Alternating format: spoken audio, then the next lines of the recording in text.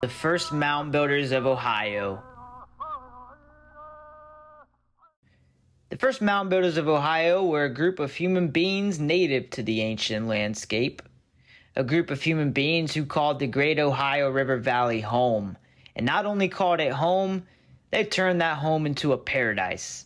And proved so by creating their spectacular earthworks that we still marvel at today. They built these earthworks to honor sacramental characters, to honor their deceased loved ones, and to use as a tool to use in their trade routes, and possibly as a tool of political influence on other local hunter-gatherers in their areas. This is a group of human beings who left behind many different artifacts in the form of stone tools, flint-knapped spear-throwing dart points, and other spears and knives, smoking pipes, shell jewelry, and copper ornaments they acquired on their vast trade networks. And they even left behind things like stone tablets and, of course, the largest effigy earthworks in the entire world, the Serpent Mound. This is a group of human beings whose deep colonial times lore remains enshrouded with local tales. Tales that still echo into the chambers of the present. Tales of giant skeletons upwards of 10 feet tall and humans with elongated skulls being found within these ancient burial mounds. Fact or fiction is for you to decide, and something we'll delve into in the near future. But we like to keep fact from fiction as guaranteed as we can here on this channel. But nevertheless, for the sake of the video, the fact is that this is a group of human beings who undoubtedly inspire their descendants and other cultures many centuries into the future. And it was a group of human beings we undoubtedly still talk about to this very day. Yet, still not talked about enough, the Adena culture, a time period shrouded in mystery, because very little is known of what life exactly was like for them back in the days when they reigned their land over 1,000 years before Christ, and some speculate much later than that. The Adena culture's name even has a bit of mystery behind it. Not necessarily how it was assigned in our culture, which was given to it in the early 1900s by a farmer and archaeologist named Thomas Worthington, who named a large mound on his estate the Adena, after defining this culture by its burial practices associated with mounds and artifacts. Such a boring name origin, right? But still mysterious for the fact that they were most certainly identified and honored in some other way in Native American culture. As many modern Native American tribes share direct lineage with the Adena culture, and most of the Native Americans who came after them used their lands and mounds for centuries after them, all the way into colonial times. Adena is of course just a Western way of describing them. So who really knows, they could have been called Big Daddy or Grandpappy in some Native American tribes or cultures' language down the line. Some of the tribes that the Adena may have direct lineage to this day include the Chippewa, the Delaware, the Kickapoo, the Miami, the Ottawa, the Peoria, the Potawatomi, the Seneca, the Shawnee, and the Wyandot. That is an important time to stop and note that when I say culture, Adena culture, I don't necessarily mean a specific tribe like you're describing, say, the Shawnee tribe or the Miami tribe. It's not necessarily the Adena tribe, it's more so a time period describing a group of similar communities that eventually started practicing mound building and creating similarly styled lithic artifacts, as well as sharing other similar customs such as cultivating the same plants and hunting the same animals. And on top of all of this, they had a fairly fast trade network spanning all the way from the northern part of the Great Lakes and the upper peninsula of modern Michigan all the way down to the Gulf of Mexico. There's even well-merited theories that we'll cover in this video a little bit and in other videos, more particularly talking about the possible connection between the people of the Adena culture and the infamous Mayan Empire, both of which started coming into power at around the same time. What we know of how the early Adena people lived is that they were mostly nomadic within their region, the Ohio River Valley.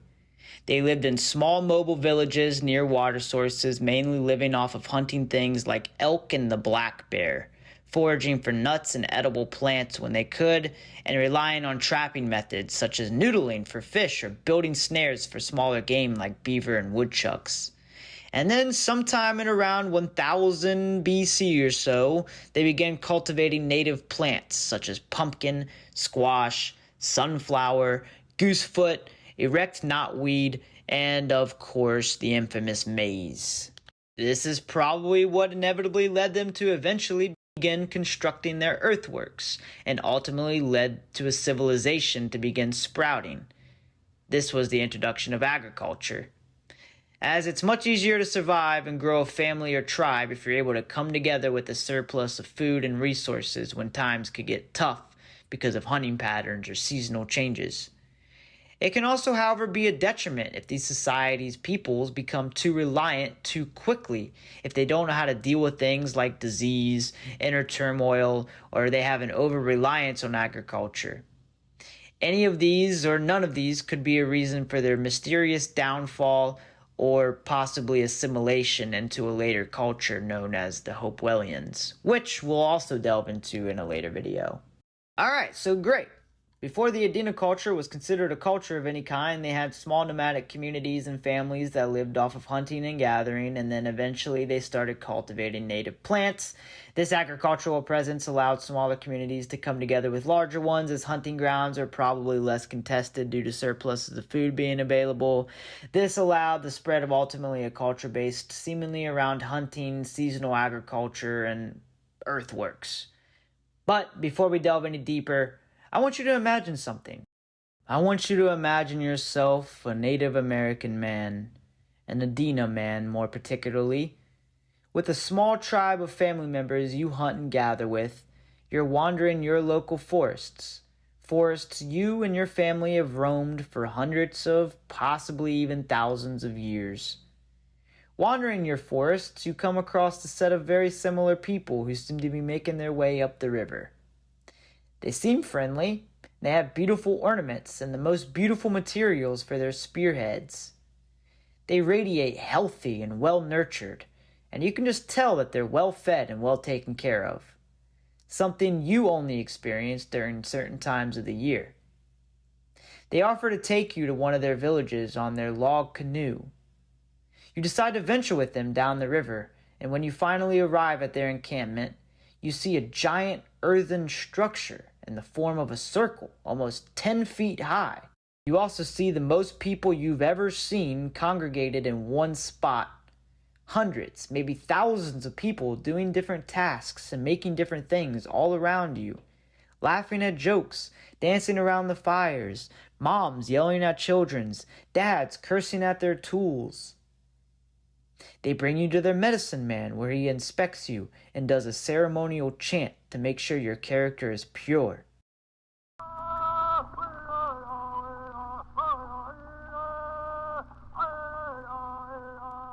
After the medicine man accepts you, they offer to take you into their commune for the season, showing you a small wooden structure you could stay in within the walls of the defensive earthwork.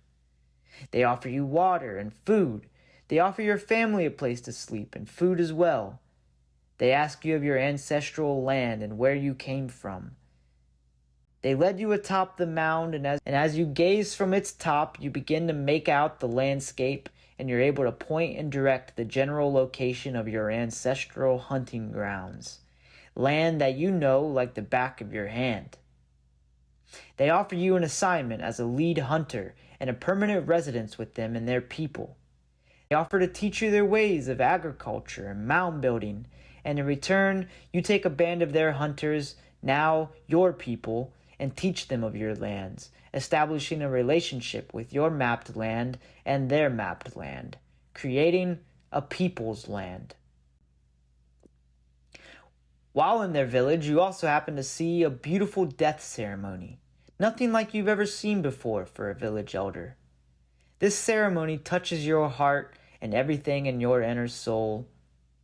Seeing someone be so revered and honored, even in death, opens your eyes to the beauty of your brother and sister of the lands. Realizing you want this for your afterlife, and you want this for your family, you set off to your ancestral lands with your new friends in search of the perfect place to begin settling your own bustling village, just like the paradise you've witnessed today. It was at this very moment you have officially become an Adena man. Now, I want you to try and keep this scenario etched into your head when we're talking about this next segment, the Earthworks, because this is a perfect scenario to explain the political power or significance that the mounds and these defensive earthworks could have played on the psyche of these hunter-gatherers. So, probably the most famous earthworks of all, said to be built by the Adena, is still highly debated in the archaeological community if the Adena actually built it in the first place. And that earthworks is, of course, the infamous Serpent Mound here in Ohio. Now, you can check the official website and what it has to say about who built the Serpent Mound, and that is this.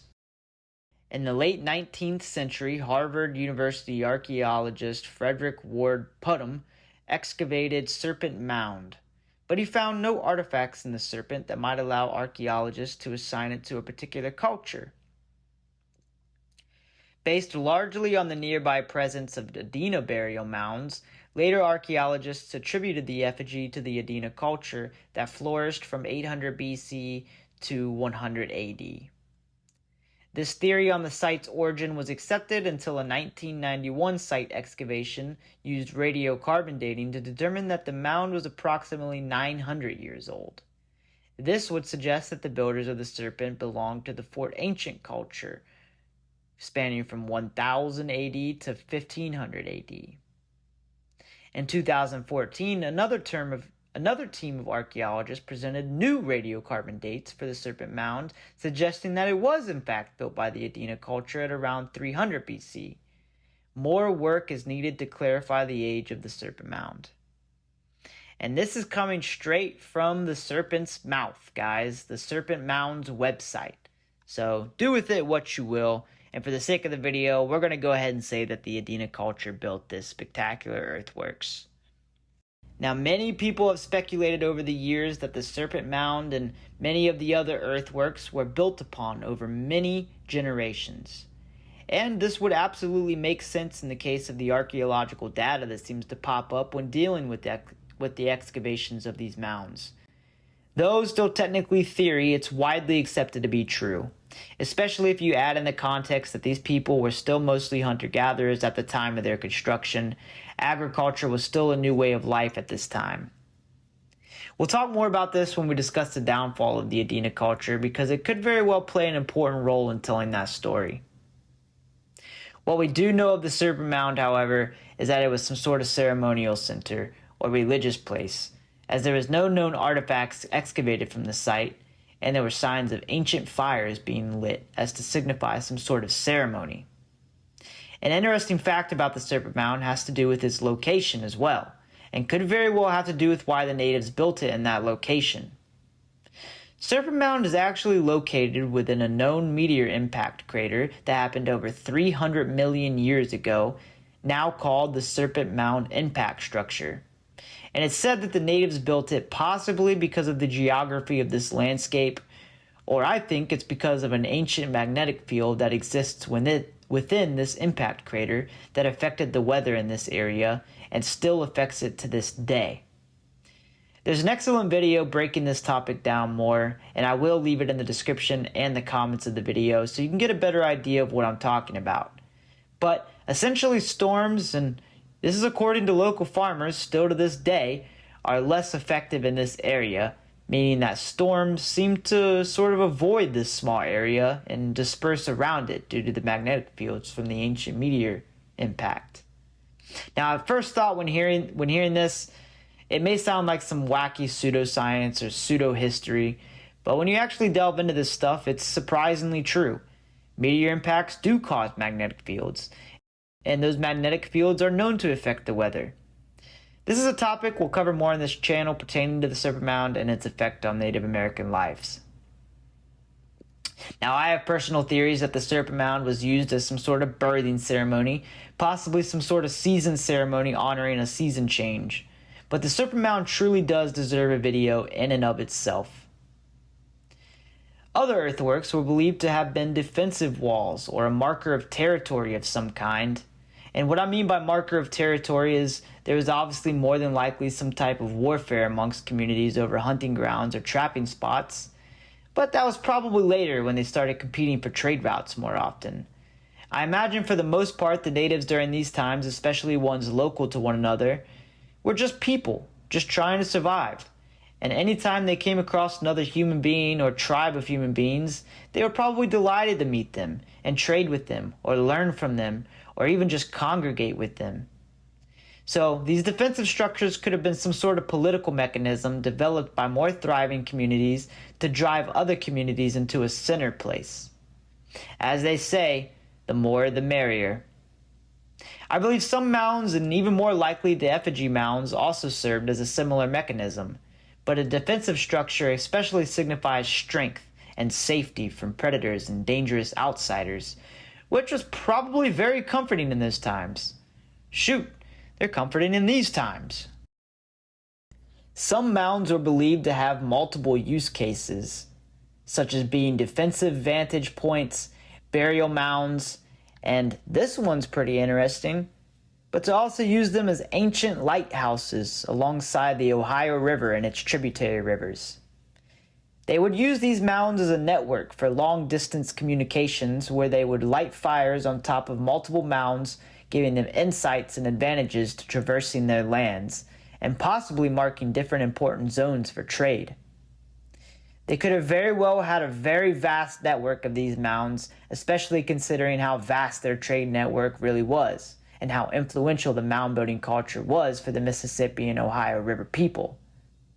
There may have been thousands that have been lost to colonialism or other native cultures coming in and destroying them alongside the Ohio River, the Mississippi River, and all of their tributaries. Now, there's a great example of archaeologists using Adena-built mounds to test this theory by lighting a fire atop of mounds along the Great Miami River, a tributary river of the Ohio River near Dayton, Ohio. There were only 3 mounds involved in this test. The first in Trenton, Ohio, called the Great Mound.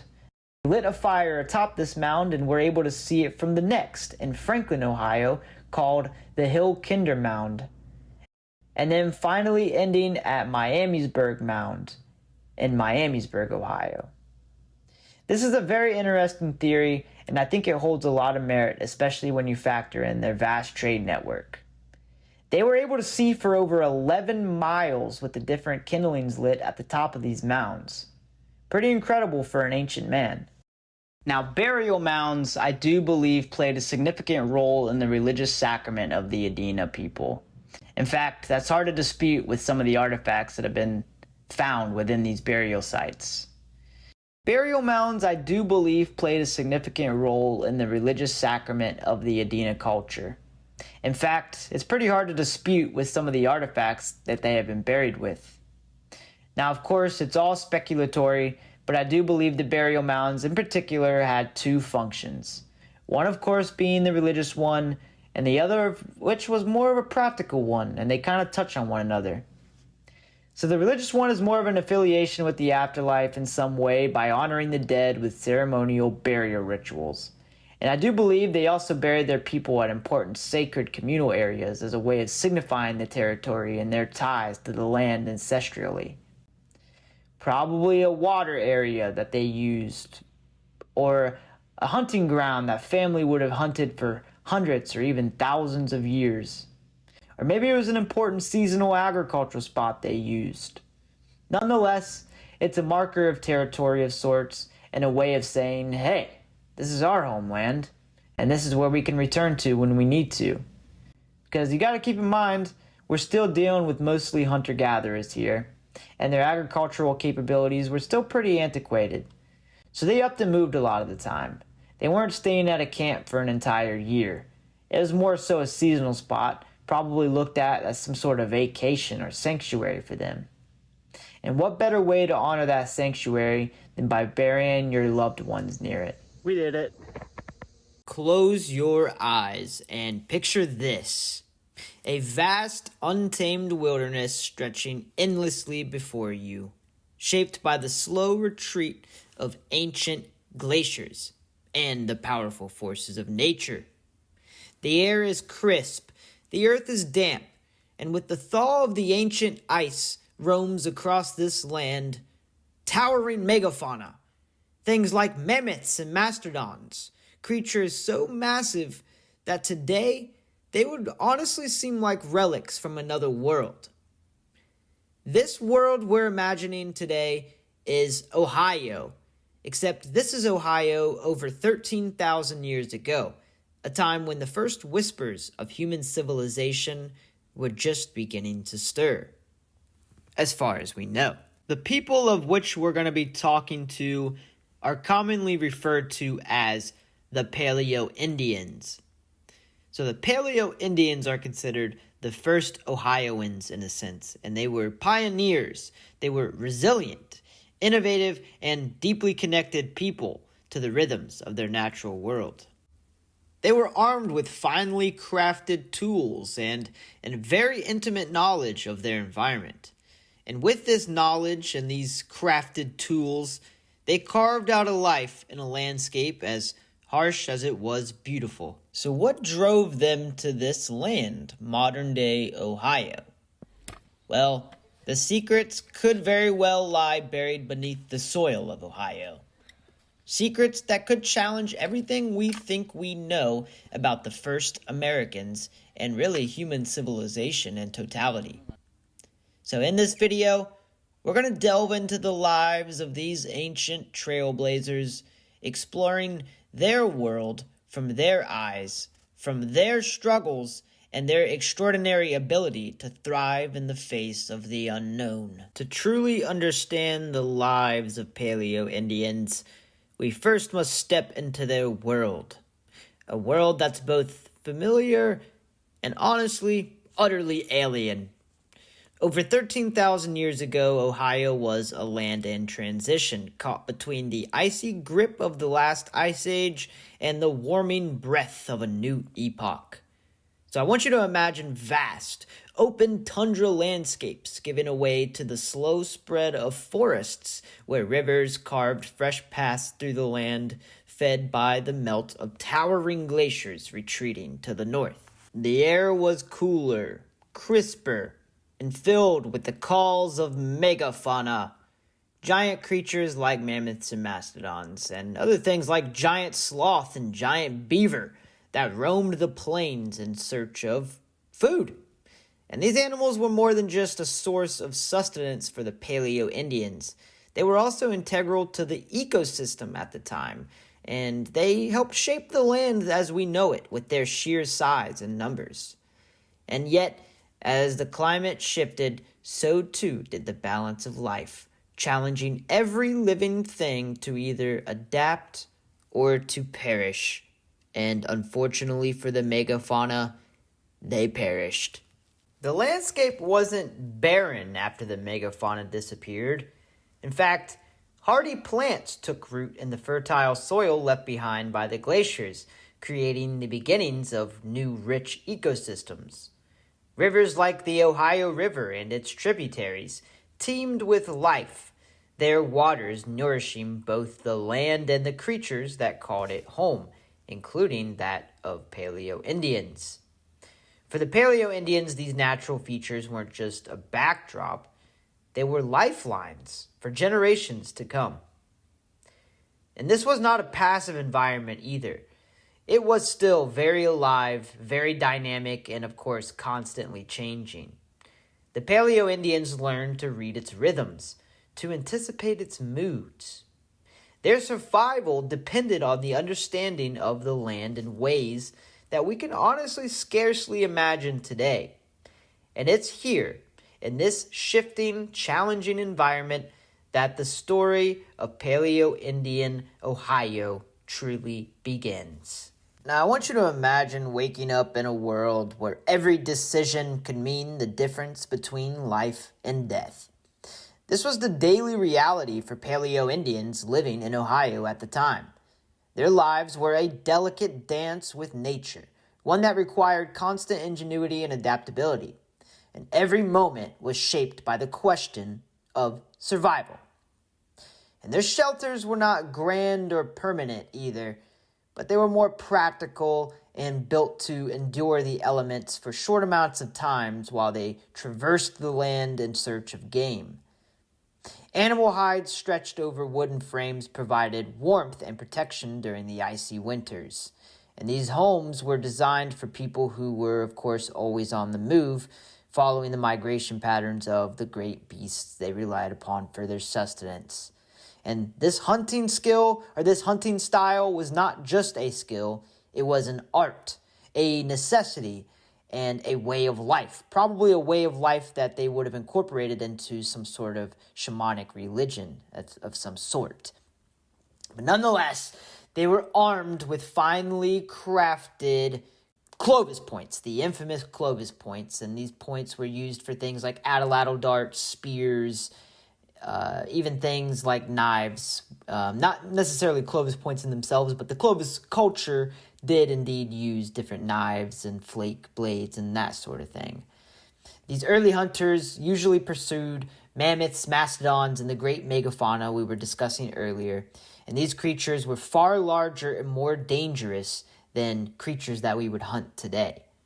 Success required more than strength. It demanded strategy, it demanded teamwork and cooperation, as well as an intimate knowledge of the land and the roaming patterns that these animals would take. They didn't rely on just these animals and the meat alone. Paleo-Indians were also expert foragers, gathering nuts, seeds, and edible plants that grew in Ohio's fertile soils. They understood the seasons and the cycles of growth, harvesting what they could to sustain their bands through the harsher months. And this understanding of the seasons and cycles would eventually lead to the great agricultural revolution of the mound-building cultures. Even things like fire to the Paleo-Indians as well, the most basic yet essential tool to survival, was really a testament to their genius. It provided warmth, cooked their meals, and warded off predators lurking in the night. These early humans knew how to make the most of every resource at their disposal, turning a challenging existence into a quote-unquote thriving way of life, thriving for their time. Their days were spent not in leisure most of the time, but in mastery of tools, of nature, and of survival itself. It was a constant learning practice, a learning process for these people. In every act, whether building a shelter or preparing a meal, they forged a connection to their environment, and they had room for improvement for generations to come. In the hands of the Paleo-Indians, stone was transformed into a tool of survival, and this is probably one of the biggest revolutions of really human history, if you think about it. It was a weapon, a lifeline, and a testament to the human ingenuity and adaptability to survival. Their world might seem primitive by today's standards, but make no mistake, these were people of remarkable innovation, adapting to their environment with tools that were as effective as they were sophisticated. Imagine crafting a spearhead from a single piece of flint, each strike of the hammerstone calculated with extreme precision. And when you do something like this, the result would be something similar to a Clovis point, honed to a razor-sharp edge and designed to penetrate the thick hides of mammoths and mastodons and megafauna alike. These weren't just tools, they were masterpieces of design and proof of a deep understanding of material properties and physics. The Paleo-Indians weren't just hunters, they were engineers. They knew where to find the best flint and chert, and they traded these valuable materials across vast distances. For example, Ohio's own Flint Ridge provided some of the highest quality stone in the entire Ohio River Valley, and its vibrant colors were as striking as its utility in the past. And their innovation didn't just stop at these quote-unquote weapons or tools for hunting. These early people developed methods to process and store food as well, which was huge for developing societies later on.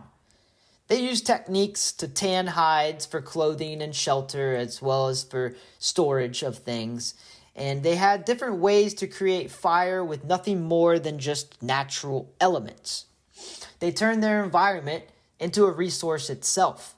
They also used things like bone and wood, of course, and the different stones that they knew a lot about to craft tools that extended their capabilities and also ensured their survival. And this constant drive to innovate really is a human trait, and it wasn't born from luxury.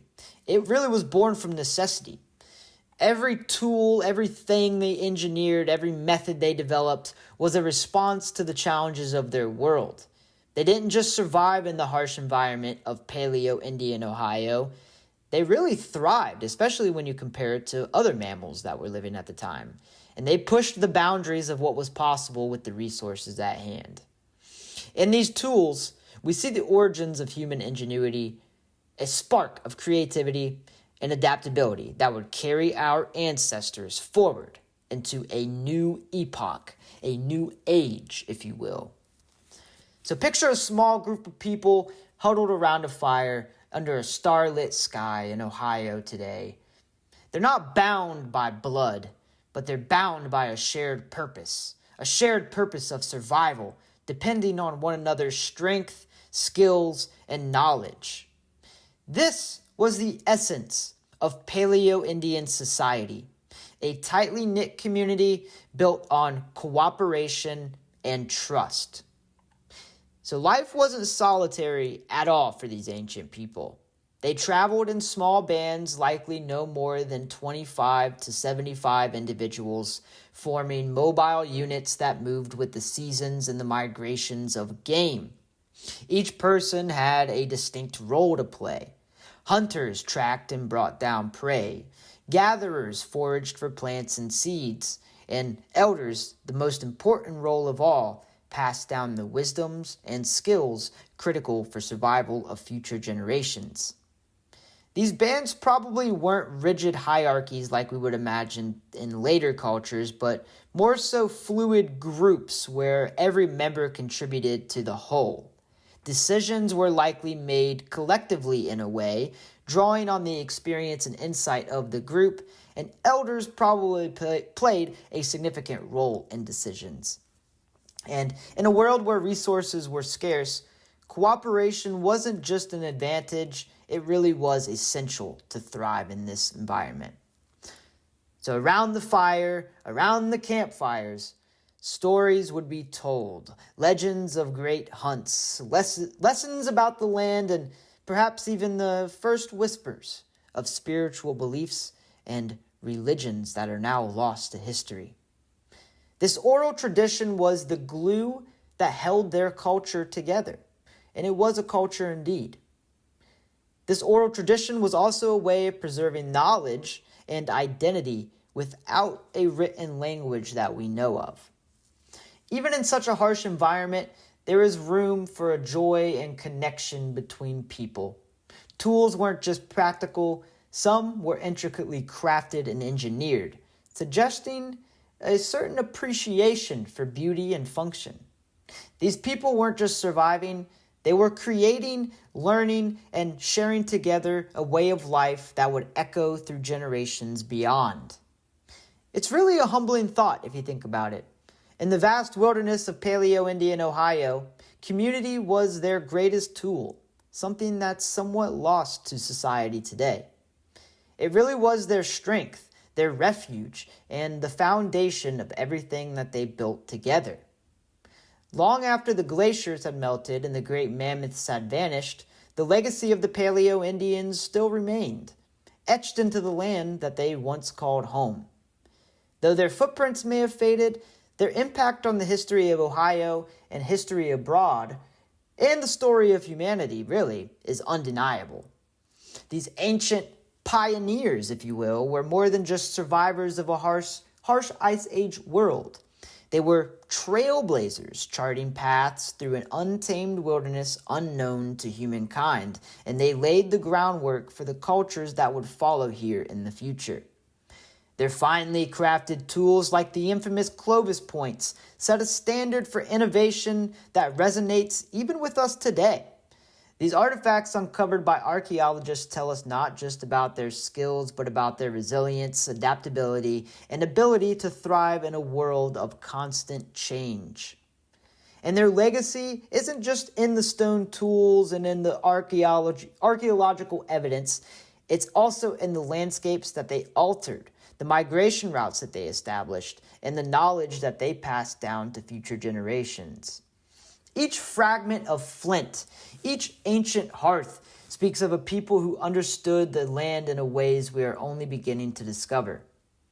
The Paleo-Indians also left us with a deeper appreciation of what it meant to be human. Our drive to innovate, to connect, and to endure even in the face of overwhelming odds. They remind us that the challenges of the past were met with courage and ingenuity, qualities that still define us to this day. And as we walk the modern forests and modern fields of Ohio today, it's worth pausing to consider the echoes of those who came before us. Their story is our story, a reminder that we are part of an unbroken chain stretching back through millennia, connected by the land, the tools, and the enduring spirit of humanity itself. Every chapter of history, no matter how profound, eventually draws to a close. And even ours will one day, of course. So for the Paleo-Indians of Ohio, the end of their era was not marked by a single event, but by the slow, unrelenting march of change. As the Ice Age faded, the world that they had adapted to for thousands of years began to transform into something new, something more full and of opportunity and fraught with challenges ahead. The great megafauna which had provided food for them and tools and clothing had gradually disappeared, driven to extinction by, we think, a combination of both climate change and overhunting. The open tundras and grasslands gave way to dense forests, which altered the very landscape that these people had mastered. Rivers had shifted, ecosystems had evolved, and the rules of survival itself had changed completely. But the Paleo-Indians didn't vanish because of this. They adapted. Their descendants learned to thrive in the changing world, which means that they did too, because they had to pass the knowledge on, right? So, in a sense, they were able to develop new tools, new techniques, and new ways of living that would define the Archaic Period ahead. And the Archaic Period is where we see the beginning of the infamous mound builders, such as the Adena Culture and the Hopewell Culture, etc. They traded their reliance on big game hunting for a more diverse subsistence strategy, one that included fishing, foraging, small game hunting, and of course, inevitably, agriculture in itself. This transition wasn't just about survival, it was about the resilience and evolution of humanity itself. The knowledge, skills, and traditions of the Paleo-Indians became the foundation for the cultures that followed ahead. Even ours today, because if you really think about it, modern Native American tribes gave pioneers of the United States their knowledge of a lot of modern agriculture, which of course comes from the Paleo-Indians.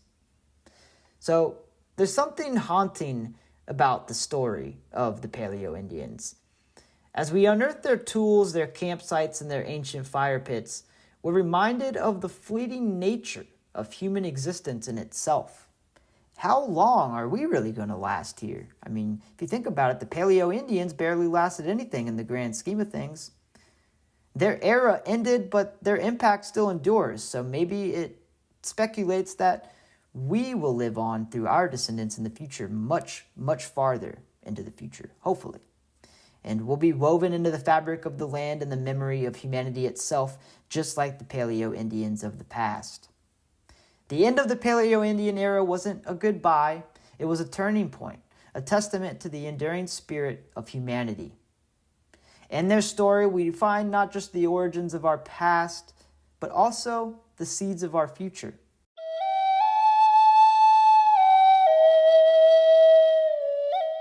Modern humans first appeared in Africa around 100,000 years ago. Now, over thousands of years, our ancestors ventured out from this cradle of humanity to explore and inhabit the new territories of Asia, Europe, Australia, and eventually the Americas. The Americas were the last to be settled due to their formidable barriers of water and ice that isolated them from the rest of the world. Now, reaching these lands from Africa or Europe required seaworthy boats and the expertise of skilled sailors and fishermen. Now, coming from Asia demanded warm clothing and the tools necessary to endure an Arctic wilderness, which, of course, the earliest humans lacked. So, consequently, we find no Australopithecines or Neanderthals in the Americas. However, humans are very adept at overcoming obstacles. By roughly 40,000 years ago, they were able to construct boats capable of crossing the ocean between Asia and Australia, and they were able to develop the means to survive and prosper at the Arctic gateway to the Americas. Pretty amazing stuff if you really sit and think about it. The emergence and dispersal of modern humans took place during the Pleistocene epoch, a geological period often referred to as the Ice Age. However, it's more accurately described as a series of ice ages because throughout this era, the climate fluctuated sometimes rapidly from glacial cold to warm intervals with temperatures similar to those we experience today. Now, during the cold episodes, glaciers expanded across much of northern North America, and at their greatest extent, around 22,000 years ago, these ice sheets covered significant parts of northern and western Ohio. With vast amounts of the world's water trapped in these massive glaciers, sea levels dropped, exposing the extensive areas of the continental shelf. During these times, the lowered sea levels revealed a broad land bridge connecting Siberia to Alaska, allowing humans and other animals to walk between Asia and America. Now, at the peak of the Ice Age, the glaciers covered most of northern North America, if not all, forming an impassable wall of ice, blocking access to the rest of the hemisphere. Now, as temperatures eventually rose, those ice sheets melted, opening a corridor to the southern lands. Yet, as the melting ice released water into the oceans, the land bridge was slowly submerged beneath the rising tides. This intricate dance of ice, land, and water seemingly restricted when people could have actually migrated to America. Nevertheless, by the time humans reached Siberia, they likely had developed the knowledge and skills to build and use small boats. This capability would have enabled them to cross the Bering Strait without a land bridge, or to potentially follow the coastline southward into South America, completely avoiding the glaciers that covered northern North America. Now, it's important to note that all of this migration theory is just that, a theory. We don't actually 100% know with certainty how humans reached America or when they reached America. So, use your imagination if you want.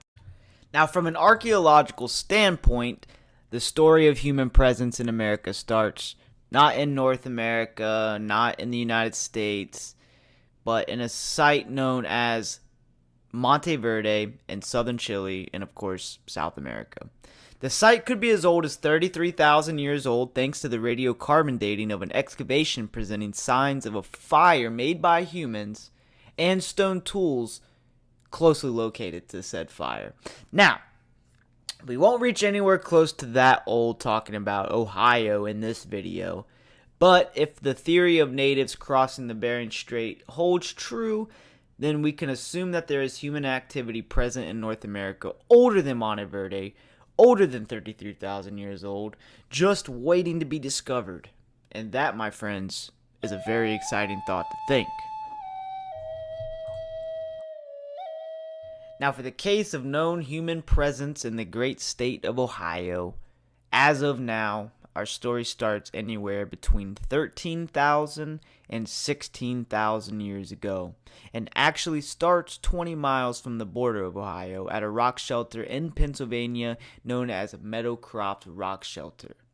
Now, it still does have a connection to Ohio, which you'll see here in a minute, but it's located along a tributary of the Ohio River, and it would have served the perfect place for natives to live during the Ice Age.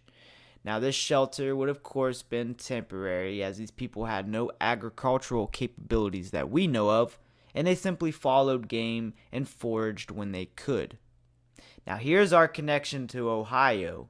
The artifacts that were found in the rock shelter were sourced from a quarry used by natives for tens of thousands of years known as Flint Ridge in Licking County, Ohio, which is, of course, our first connection of ancient man with ancient Ohio.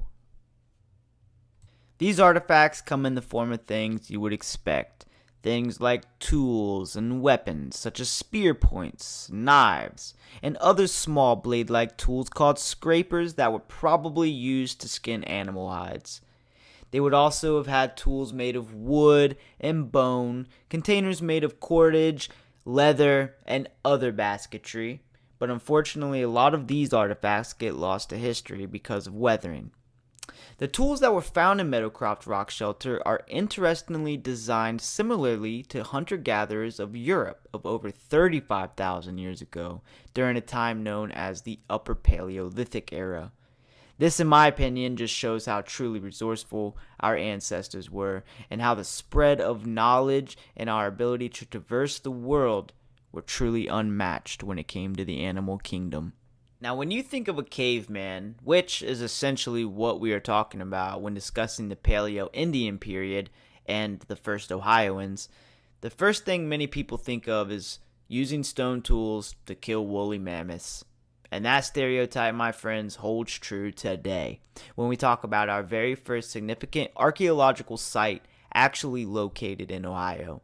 Remember, Meadowcroft was technically 20 miles outside of Ohio, located in Pennsylvania. Now, in December of 1989, Mr. Phil Flowers, operating a drag line at the Burning Tree Golf Course south of Newark, Ohio, unearthed more than just peat from a bog. Amidst the soft, decaying vegetable matter, his bucket collided with something unexpectedly hard and massive. It was the giant skull of a mastodon, a distant kin of modern elephants today. This chance discovery unwittingly opened a portal to a lost world.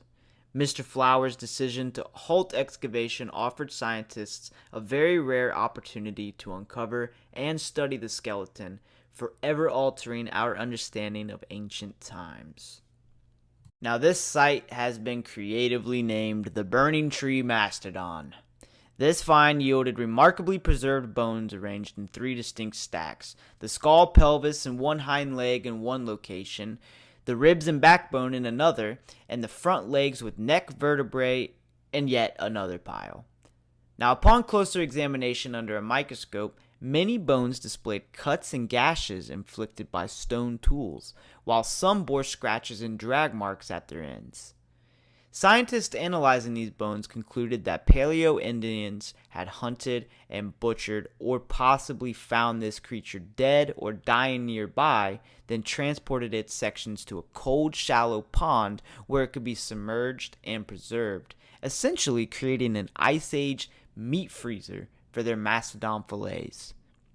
Curiously, the ancient hunters never returned to retrieve their mastodon because the mastodon is thought to have died in late autumn, according to scientists. So it left the hunter-gatherers little time to take everything from this massive mammal in preparation for winter, and they wouldn't want to keep meat close to their campsite as they would attract predators. No stone tools or any other artifacts were found near the Burning Tree Mastodon site, so the only thing truly linking man to this ancient site are the gashes in the mastodon's bones. No need to fear, the artifacts are certainly here. Especially when we talk about Sheridan Cave in Wyandotte County, Ohio. In 1990, the late Richard Dick Hendricks commissioned a crane operator to excavate a sinkhole nestled between Indian Trail caverns. This commercial venture, located in Wyandotte County, was delving approximately 25 feet beneath the Earth's surface. When doing so, the crane unearthed the entrance to a cave. Little did Hendricks realize he had stumbled upon one of Ohio's most significant archaeological treasures known in this great state. Typically, Paleo-Indian sites in Ohio consist of scattered artifacts strewn across the landscape. However, with Sheridan Cave buried under layers of earth reaching to the ceiling, lay a pristine time capsule just awaiting discovery. Through meticulous investigations led by paleontologist Dr. Gregory McDonald, the cave yielded the remains of more than 60 Ice Age creatures. Among them were ancient beasts now extinct, such as the short-faced bear, the giant beaver, the stag moose. By 1997, archaeologists from the Cleveland Museum of Natural History and Kent State University joined the effort, spurred into action after volunteers uncovered stone and bone tools dating back an astonishing 11,000 years ago. This groundbreaking research received crucial support from multiple organizations and universities, paving the way for deeper insights into Ohio's prehistoric pasts. Archaeologist Dr. Ken Tanskersley uncovered a trove of lesser-known Paleo-Indian stone tools made from flint flakes at the site, suggesting a long-standing human presence here. Moreover, some bones exhibited charred surfaces, possibly indicating early cooking efforts, while others displayed potential cut marks from stone implements. Yet the most remarkable discoveries were still yet to be made. At the rear of the site, archaeologists unearthed the unparalleled concentration of animal remains and artifacts within sediment layers. Here, nestled amidst what seemed to be remnants of a fire pit or hearth, lay a thick bed of wood charcoal. Nearby, they uncovered a bone spear point, a scraper, and a fully intact fluted spear point. Radiocarbon dating of the charcoal in the surrounding sediments pinpointed these artifacts and features to an impressive age range of between 10,500 and 11,000 years ago. The arrangement of animal bones beneath and within layers of soil alongside human-made artifacts suggested an intriguing interplay. Animals had utilized the cave both before and after humans. Numerous hypotheses swirled around the cave's purpose for Paleo-Indians. Dr. Gregory McDonald speculated that the open sinkhole may have acted as a natural trap, luring animals to their demise from thirst and hunger. Some peccary bones bore marks indicating predation, hinting that large carnivores might have frequented Sheridan Cave like a prehistoric fast food joint, where easy pickings were plentiful. Now, based on the presence of finished artifacts, Tankersley proposed that Sheridan Cave functioned intermittently as a camp for Paleo-Indians. Perhaps a small group stored their tools here, yet for reasons unknown, they never returned to retrieve them. This sporadic human use abruptly ceased around 9,000 years ago, coinciding with increased rainfall and flooding as the Ice Age drew to a close. Over time, sediments gradually filled the cave and sinkhole, encapsulating Sheridan Cave as a remarkable and unique time capsule of prehistoric life here in Ohio. Archaeologists discern the evolving lifestyles of Indians through changes in their toolkits and shifts in their distribution across the landscape over time. Towards the twilight of the Paleo-Indian era, for instance, the practice of fluting spear points with long grooves ceased, though late Paleo-Indian spear points maintained the fluted outline. The fluting itself, though, disappeared. Despite these modifications, certain aspects of their way of life persisted unchanged. The subsequent Archaic Period witnessed more significant transformation in toolkits, marked by a greater diversity of spear point forms and a notable increase in their numbers, indicating a burgeoning population. Nonetheless, the successes of the Archaic peoples, the successors of the Paleo-Indians, of who we're talking about right now in this video, were firmly rooted in the flexible hunting and gathering practices established by their Paleo-Indian ancestors. Surviving such environmental fluctuations required the ancient hunter-gatherer groups to exhibit great adaptability and great resilience. Many of the large Ice Age animals sharing their habitat struggled to cope and eventually vanished. Some sought more favorable environments, while others faced extinction. The adaptability of these early inhabitants proved pivotal. Had they not embraced the challenges and opportunities presented by their changing surroundings, they too might have faded into history. Don't forget to join us in the next episode as we talk about the successors of the Paleo-Indians going into the Archaic Period. In fact, stick around for a while if you really enjoyed, and make sure to hit that subscribe, because we are uncovering the entire history of ancient Native Americans in Ohio, all the way into the late prehistoric era of the ever so mysterious mound building societies. So, thank you again for listening, and that is it for this video.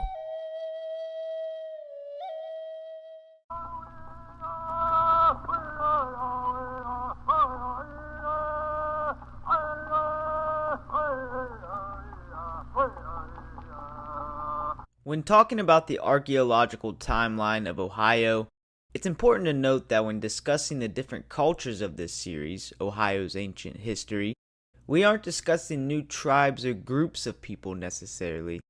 We are discussing the descendants of the same people, and we are essentially highlighting their evolution throughout the course of history.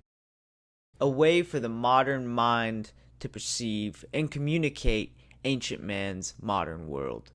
We are able to distinctly identify these time periods and label them because of the archaeological record. Of course, as we progress down this timeline, the distinctions become more apparent and more unique based on region. But for Ohio's earliest known ancestors, the only thing we truly have to separate these evolutions is the style of artifacts they used and the earthworks that they created. Now, of course, there are more differences than just the artifacts when it comes to differentiating the Archaic period from the Paleo-Indian period. Things like environmental changes, several technological advancements, a rapidly increasing population, and various social transformations likely influenced by said population growth. Now, this extensive duration does not indicate over 7,000 years of cultural stagnation. No, on the contrary, it marks a dynamic era where small nomadic groups evolved into larger settled communities doing activities like producing pottery and cultivating small gardens, as well as doing magnificent things like creating beautiful earthworks that we still marvel at to this very day. The 7,000-year-long archaic continuum poses a real challenge for archaeologists who prefer to segment the prehistoric record into more manageable time units. During the Archaic period, there are no sudden transitions where one distinct technology supplements another. The significant cultural shifts of this era occurred gradually, partly due to the establishment of a remarkably stable climate following the chaotic fluctuations of the ice ages. Despite this gradual change, archaeologists find it helpful to divide the Archaic period into three segments, somewhat blandly naming them the early, the middle, and the late Archaic, all three of which we will delve into deeply in this video. Now, the Archaic period was, of course, spanning more than 7,000 years, is the lengthiest epoch in Ohio's archaeological history. It began at the conclusion of the Ice Age, and continued until the advent of agriculture. Now, during this extensive period, there was significant cultural transformation as communities adjusted to evolving environmental conditions. This era is marked by a wide variety of artifacts and changes their way of living. The Archaic period in general can be defined by three main factors: climate change, population growth, and new technology. Since the Archaic period was at the end of the Ice Age, the climate of Ohio became much warmer and drier, similar to the seasonal weather patterns we experience today. This change in climate would have also presumably allowed population growth to happen, or at least had a major effect on it. There was less pressure on mobilizing from traversing those glaciated landscapes that their forefathers had to before, and they were beginning to settle in more local areas, beginning to hunt the same lands in a seasonal manner. There would have also presumably been more nuts, berries, and other plant life to forage as the weather was beginning to warm. In fact, we know that population growth ensued in the early Archaic period because of the overhunting of the mega-mammals, which led to nearly all of their extinction. But we also know that the Archaic period produced major population growth because of the sheer amount of artifacts that we find in this era. New technologies were introduced in the form of different spear points, tools, pottery, and they would have also begun to build shelters. We'll delve into all of this and more soon. Quick note, this increase in technology is another reason we find so many artifacts based in the Archaic period. On top of it also being the longest period of Ohio's ancient history makes it the perfect storm for archaeologists and anthropologists studying this period. The Early Archaic Period. The early Archaic period's climate would have experienced pretty drastic changes in the temperature. This climate change and warming of the planet during the end of the Ice Age would have prompted the rise of meadows, pocket prairies, and oak hickory forests that dominated the landscape. The early Archaic natives of Ohio wouldn't have relied heavily on agriculture. They were still hunter-gatherers at heart.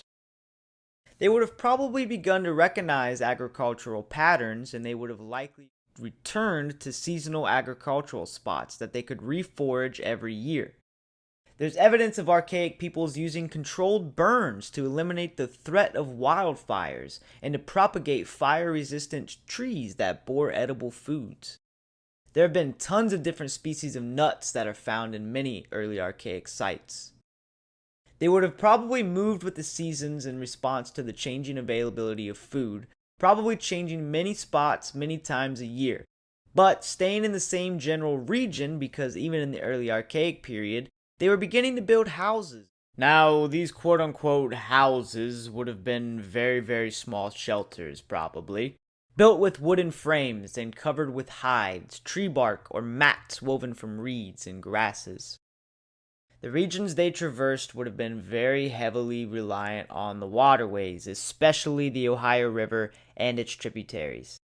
One way that archaeological record backs this up is the increased traffic in the Ohio River Valley. That traffic comes in the appearance of artifacts, and those artifacts are ground stone tools. Ground stone tools in this region indicate a larger presence of heavier woodworking needs, things like building canoes and building those temporary houses. So these tools would have been pretty heavy and more problematic for a hunter-gatherer lifestyle. So the presence of more and more of these ancient tools being around would be a pretty big indicator of the transition to a more regionally locked-in seasonal hunter-gatherer culture. Now let's get down and dirty, and let's talk about some weapons. And there's a lot of weapons to talk about when it comes to the early Archaic period, because they evolved quite a bit from their predecessors, the Paleo-Indians. Now, like all points in these varying time periods, the styles would of course have changed, and it's possible many of the points and artifacts we find from the Archaic period aren't even necessarily intended as weapons, but rather knives and blades used as tools. One thing is for certain though, that if you were an early Archaic person, you would have your atlatl close by your side no matter what. Now, what is an atlatl, you may ask? Well, an atlatl is actually a name coined from the Aztec Empire, and it's a rod of flexible wood with a hook at one end and a handle on the other end that they would have a smaller rigid wooden rod that they would use to gain leverage to be able to throw it. Now, here's a great video demonstration courtesy of Josh Angelini and MPS of how a native would have thrown an atlatl.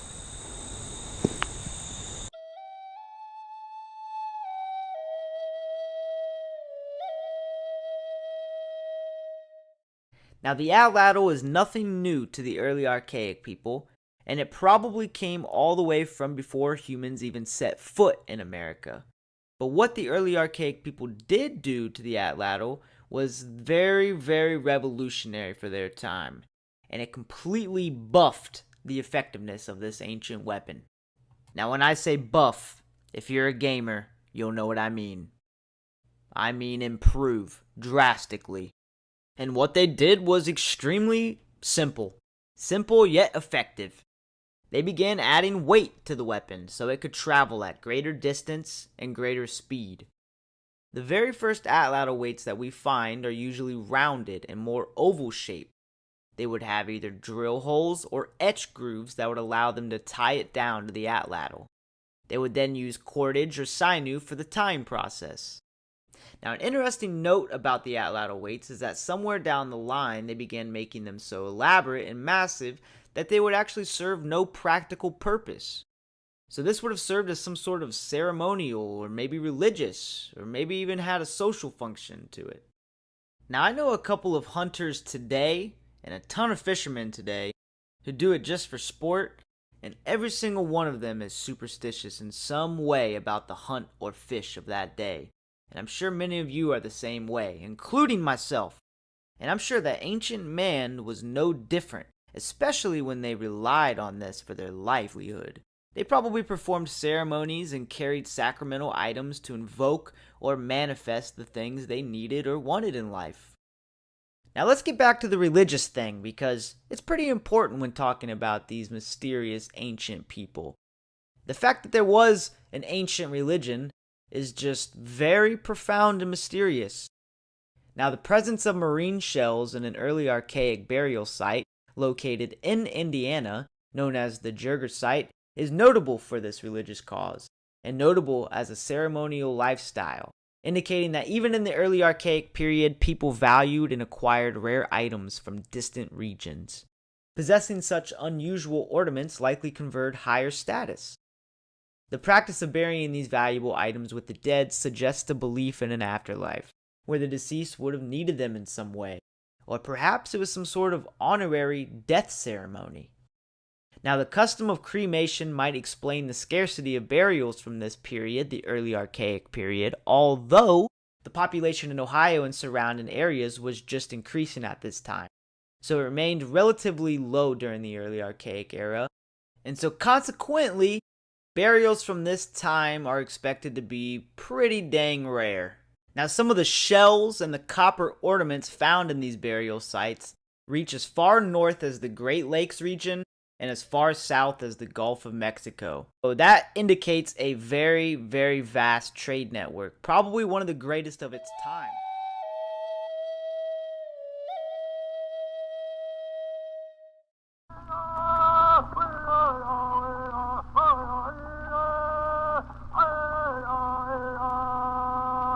The Middle Archaic Period. The Middle Archaic Period, spanning from 8,000 to 5,000 years ago, experienced notable changes, though many aspects were similar to those of the early Archaic era. One significant difference was that the points from this period were generally smaller. And also, during the Middle Archaic era, a shift in the climate became evident. Between 7,000 and 4,000 years ago, eastern North America saw a trend toward drier and warmer conditions. This climatic shift caused the prairie to spread from the Great Plains into areas like modern-day Illinois, Indiana, and even western Ohio. As a result, Middle Archaic sites are scarce or missing in much of Ohio, possibly due to a localized population decline caused by the changing climate. Now, people have moved away from their traditional territories to seek more favorable environments in present day, so why wouldn't they do it in the past, right? Also, alternatively, it is worth noting that people have theorized it is possible that these sites were eroded over time due to increased rainfall during later periods. Despite the scarcity of Middle Archaic sites in Ohio, we can piece together information from neighboring regions to better understand this transitional era in history. During the Middle Archaic period, hunters and gatherers continued to exploit a diverse range of animal species and collected a growing array of wild plants. Evidence from archaeological sites reveals that they hunted deer, elk, raccoons, birds, turtles, and fish. And they of course gathered nuts, including hickory nuts and acorns, as well as other plant foods. Hickory nuts and acorns became particularly important due to their nutritional value and ease of processing and storage. Hickory nuts are rich in fats and proteins, while acorns are high in fats and carbohydrates. The toolkit of the Middle Archaic people included a variety of ground stone tools such as grooved axes, the atlatl weights, grinding stones, pitted stones, plummets, and net sinkers. Pitted stones were flat rocks with depressions that may have been used for cracking nuts or grinding pigments. Plummets were small-shaped and grooved stones that might have served as weights or charms. Some settlements from the Middle Archaic period in Ohio were relatively large and might have been used as base camps over several seasons and several generations. These base camps served as central locations from which people could venture out to hunt, fish, or gather resources like nuts, berries, and firewood. Typically, men would form groups to go hunting, while women, carrying infants in slings or backpacks, would gather in groups to harvest hickory nuts or pick blackberries. Older children and the elderly might either join one of these foraging groups or remain at the base camp, where they could also catch small animals or collect firewood. At the end of the day, everyone returned to the camp with the results of their efforts. Successful hunters would share their meat with the entire band. While not every hunting attempt was successful, having multiple groups out there hunting increased the chances of bringing in game. Sharing the hunt ensured that most members of the band had meat to eat. Meat was highly valued, and hunters who were consistently successful gained admiration and respect. Because men did most of the hunting, it was primarily men who achieved this higher status. The Middle Archaic climate may have led to more frequent droughts and times when food was scarce. The average lifespan during this period was around 25 years, although this was largely due to high infant mortality rates common among hunter-gatherer societies. However, those who survived childhood had a reasonable chance of living into their 30s, with some reaching up to 60 years of age. Middle Archaic people faced various health issues including arthritis, broken bones, and dental abscesses. Despite the richness and rewards of the hunting and gathering lifestyle, it was physically and mentally demanding and occasionally pretty dang dangerous. Archaic groups probably lacked formal chiefs or leaders who could issue orders.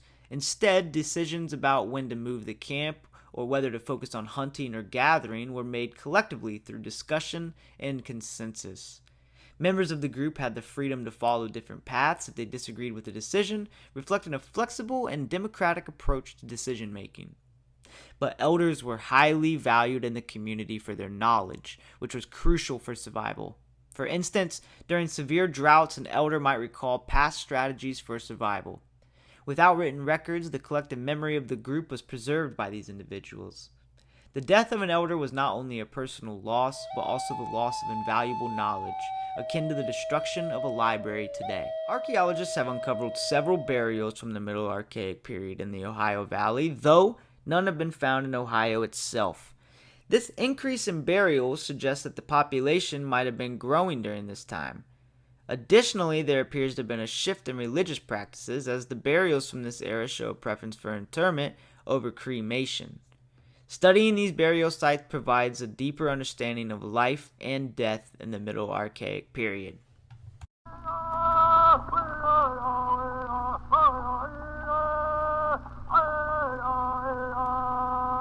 The Late Archaic Period. Roughly 5,000 years ago, we imagine ourselves in the Late Archaic Period, and the climate changes on us yet again. The temperature has slightly cooled this time, and rains have become more abundant and frequent.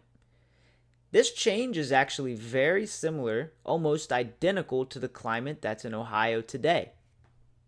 Not only did the number of sites increase, but the diversity of the sites increased as well, meaning we saw settlements that had more than just a fire pit and a wooden frame with some tree bark for protection. They were beginning to expand their architectural repertoire in the form of things like hearths, earth ovens, deep storage pits, and garbage dumps, properly known as middens. We also come across many more hunting camps in this era, with small gathering sites not far from larger sites that contain only stone tools and animal bones. The Late Archaic period also introduces more complex and more frequent burials, thus giving Ohio our first official cemeteries. The Late Archaic period's burials showed a clear and very consistent division of labor amongst genders. Men were buried with their stone spear points and other hunting tools, while the women were buried with things like bone awls, needles, and stone scrapers. Now, it's important to note that the late Archaic period was still hunter and gatherers at their core, and the late Archaic times were probably a sort of golden era for the natives. They would continue to use their atlatls, but instead of hunting solo or with one or two others, they would have cooperated in unison to come up with new hunting techniques, such as luring animals into traps or fishing using nets and dam traps, thus increasing their yield when going out for a hunt or a fishing trip. Now, that isn't to say that their agricultural capabilities didn't advance as well, because it most certainly did. By 4,000 years ago, at least, some of the seeds that the ancient natives were cultivating and foraging were beginning to show physical differences in comparison to their wild counterparts, indicating that these ancient natives were selecting favored varieties of seeds and even planting the seeds to harvest in later years. They were beginning to evolve from foragers to the next step, farmers.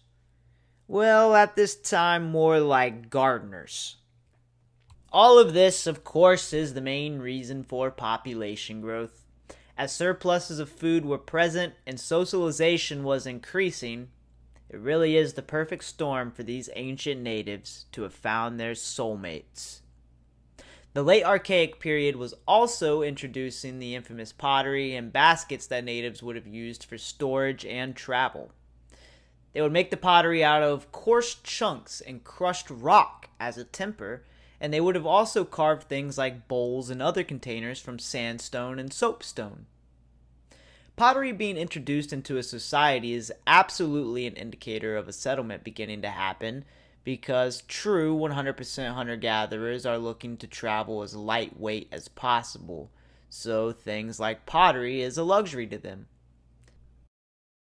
The ancient natives' religion is probably the biggest mystery of all, at least in my opinion and many others, and it seems that the religion, or whatever you would consider it, was growing rapidly during the late Archaic period.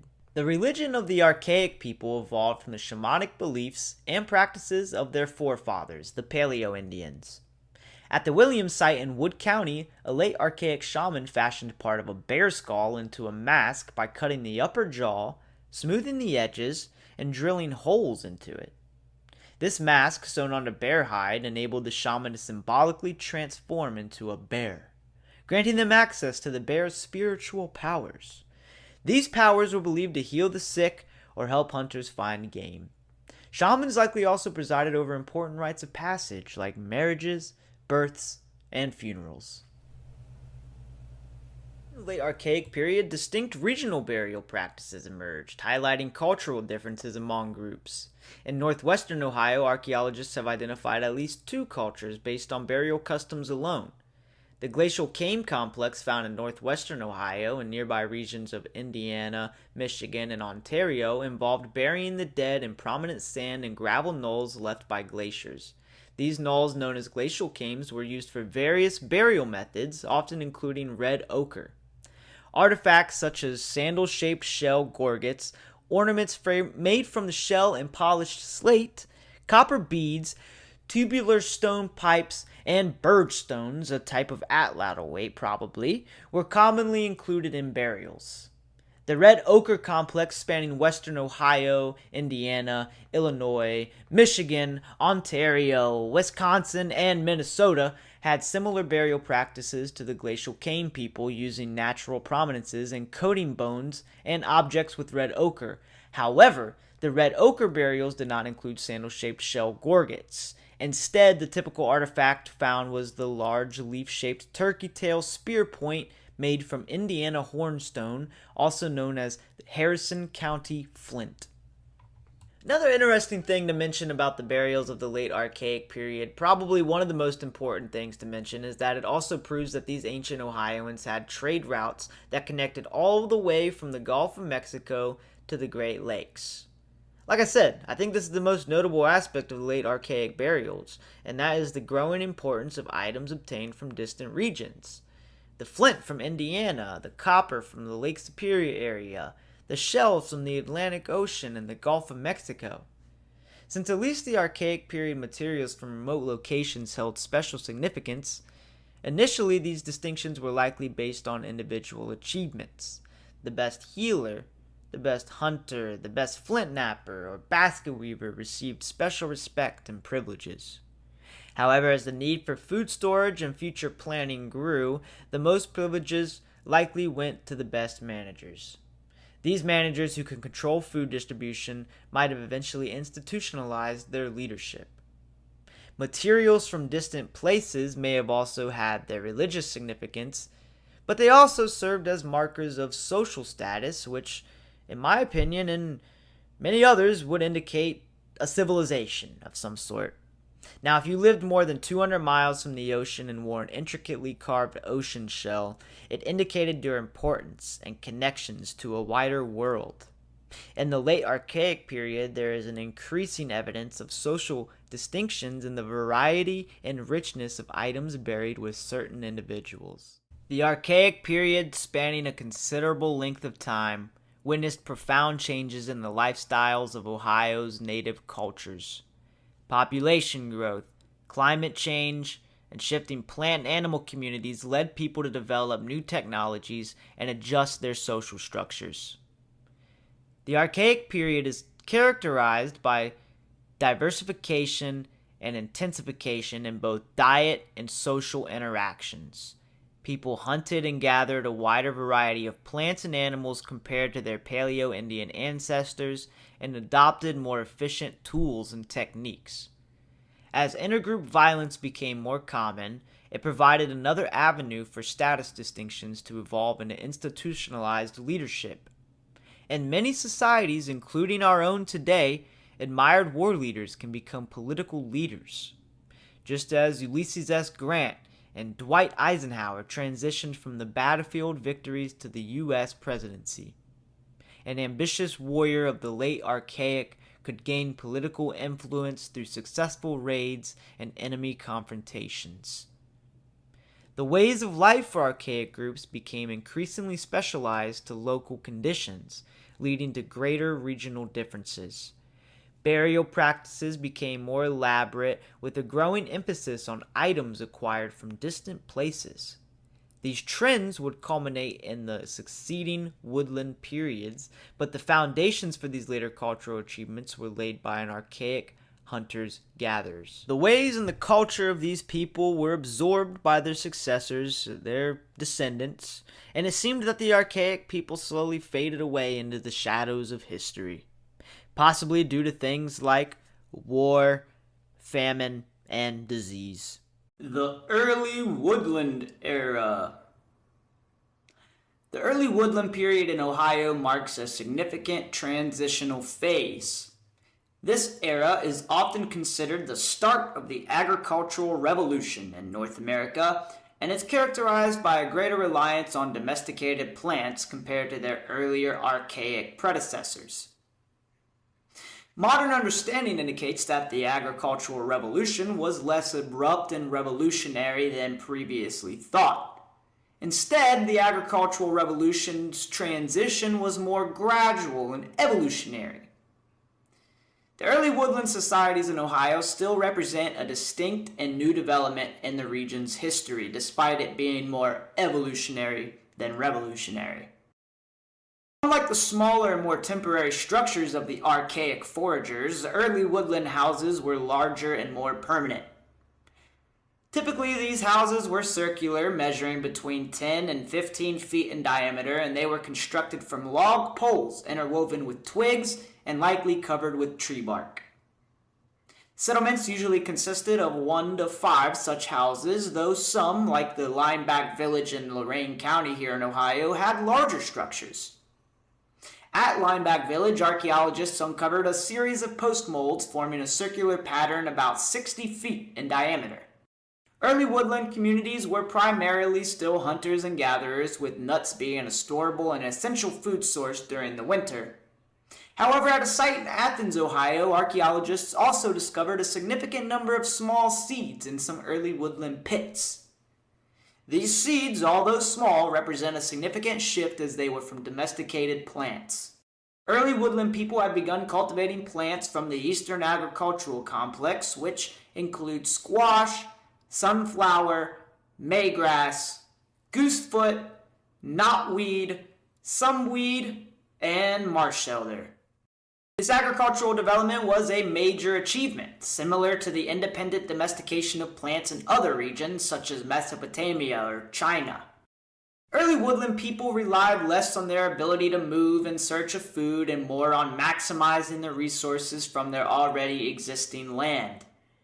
They began clearing forests and planting crops, a very labor-intensive process, to support their communities. While hunters still tracked deer and other game, they often returned home at the end of the day with a feast of vegetables and other crops. The importance of early woodland people's transition to food production is often underappreciated, despite its significant impact on their way of life and the broader history of human agriculture. Archaeologists dedicate significant time to studying the subtle variation in stone weapon tips and stone tools because they are among the most enduring artifacts in the archaeological record. Pottery, which became increasingly important during the early woodland period, did play a crucial role in the storage of seeds and the preparation of gruel, which gruel is a substance similar to oatmeal today. The rise of pottery might be indirectly linked to plant domestication, possibly made feasible by a more sedentary lifestyle that didn't require frequent movement of heavy and fragile clay pots. Archaeologists who often specialize in studying ancient pottery find that pottery styles provide a detailed record of cultural changes over time. Many prehistoric cultures are defined partly by these variations. Pottery, being a sensitive indicator of cultural variation, allows archaeologists to identify refined cultural distinctions between regions starting from the early woodland period. This cultural difference is driven by ecological opportunities and social forces that push groups to emphasize their uniqueness from perceived foreign neighbors. Early woodland pottery vessels were initially large, barrel-shaped, and had thick walls tempered with coarse grit. They featured big knobby handles and cord-marked surfaces which were scuffed or roughened by paddling the wet clay with a cord-wrapped tool. Now, although this cord marking likely began as a way to make pots easier to handle, it quickly became a decorative technique. Pottery allowed for creative expression as it could be shaped and decorated in numerous ways and then hardened in the fires. Despite their durability, pottery vessels were brittle and prone to breaking if mishandled. This fragility, though unfortunate for the original owners, has been a boon for archaeologists, providing many pieces of broken pottery to study. These fragments, preserved for thousands and thousands of years, offer insights into the cultural practices of the early woodland people. Banded slate gorgets were also commonly found in Ohio during the early woodland period, and they are typically about the size of an adult's hand and often feature 2 drilled holes for suspension on a cord. These artifacts, along with birdstones, boatstones, and pendants, fall into a category some archaeologists call problematics, as their exact purpose remains unknown. The term gorget originates from the French word for a piece of armor protecting a soldier's throat, but modern archaeologists believe that these items were more likely used as decorative ornaments in ceremonies rather than for battle protection when it comes to the Native Americans. The increasing importance of objects crafted from exotic raw materials was another facet of growing artifact complexity in the early woodland period. The exchange of rare and valuable items allowed early woodland groups to create beautiful, timeless artifacts that we can gander at today. They obtained copper from the upper Great Lakes, marine shells from the Atlantic coast or Gulf of Mexico, and mica from the southern Appalachian Mountains. Artifacts crafted from these materials served as status symbols, highly visible indications of wealth and connections with other peoples and other lands. The more exotic the artifact, the more far-reaching the connection. Whether attained through trade or as gifts, these objects were tangible certificates representing the goodwill and support of the participating groups. Now let's talk about early woodland earthworks. Another significant development of the early woodland period was the construction of burial mounds and other earthworks. Unlike the natural glacial cames used for late archaic burial grounds, early woodland mounds were artificial constructions, indicating that these people were beginning to reshape their landscape. Each mound was unique, much like snowflakes, with the Adena culture building conical burial mounds ranging from the large Grave Creek Mound in West Virginia to smaller mounds just a few feet high. In summary, the early woodland period was marked by adaptations to a more settled way of life, innovations in pottery, and significant earthworks, reflecting the evolving social and ecological dynamics of the time. Early woodland people constructed circular earthen enclosures up to 500 feet in diameter. In northern Ohio, burial mounds are uncommon. Instead, large, roughly oval enclosures or walls built across bluff tops, such as Seaman's Fort in Erie County, Ohio, are more typical. Similar enclosures on prominent hilltops are also found at Adena sites like the Cold Rain Works near Cincinnati and Peter Village in Kentucky. These large enclosures, seemingly unrelated to mortuary practices, likely surrounded small villages and may have served as social and ceremonial centers for a dispersed population or as defensive structures in response to perceived threats. Although there is no strong evidence of widespread warfare during the early woodland period, conflicts between villages may have occasionally occurred. Burial rituals varied significantly during the construction of a mound, and some individuals were laid out in log tombs. Others were cremated, and some others were buried with lavish offerings such as shell beads, copper antlers, tubular stone and ceramic pipes, flint spear points, and teardrop-shaped flint knives known as catch blades. Many individuals were buried without any offerings, and not all were interred in mounds. The special nature of those buried in mounds suggests that they had a unique status, although the specific reasons for their distinctions do remain unknown. The individuals buried in these mounds were likely political leaders, mighty warriors, revered shamans, admired artisans, or their family members. The diverse burial practices provide insights into the social distinctions within early woodland societies. Generally, the effort invested in a burial and the quantity and quality of grave goods reflect the deceased status during life or the status achieved through their death. Moreover, the skeletons themselves can reveal important cultural clues and indicate the social position of the deceased. Many of the skulls found in early woodland Adena culture mounds exhibit a characteristic flattening of the normally rounded back portion of the skull, aka elongated skulls. This cranial deformation might result from infants being tied to cradle boards, but the extent of flattening suggests intentional head binding to achieve a desired shape. Some historic Native American groups in the southeastern United States believed that flattening the skull improved eyesight and increased attractiveness. For the Adena, artificial skull shaping might have been a high status mark. Adena mounds were more than burial mounds for important individuals, they were public monuments. These mounds often contained multiple bodies, and the associated burial ceremonies were not merely about honoring the dead. The construction of these mounds likely had broader social and cultural significance, serving as communal activities that reinforced social cohesion and cultural identity. The location of these mounds could have served different social functions, and a mound between two villages could be a place where both communities mourned loved ones with ties to both villages. It could have been a place where they celebrated marriages or held festivals and peacefully resolved disputes. There may have also been theories of the mounds being used as long-distance communication via fire to navigate the riverways, as most of these mounds are built along the rivers. And there have even been tests that have helped favor this theory. Using 3 mounds, archaeologists were able to see 11 miles in total just using fire from atop the mounds. Now let's talk about the religion. The religion of early woodland societies, particularly the Adena, can be explored through the richness and variety of ritual artifacts and artistic depictions of their beliefs recovered by archaeologists. Recent studies of practicing shamans by anthropologists help us interpret Adena artifacts and images in their proper ceremonial context. Shamans use various techniques to induce what we would call today an altered state of consciousness. These techniques include drumming, dancing, fasting, and the use of hallucinogenic plants. Such rituals and the artifacts associated with them offer insights into the symbolic and religious life of the early woodland period, highlighting the spiritual connections that transcended their material exchanges and social structures. Archaeologists have discovered many presumed shaman burials, most thought to be a part of the Adena culture, and a significant feature of the early woodland period is the use of tubular pipes made from stone or clay. These pipes were likely employed by shamans and participants in rituals to smoke hallucinogenic substances. Tubular pipes served as sacred tools, with some adorned with intricate carvings or made from precious materials, reflecting their importance in spiritual practices.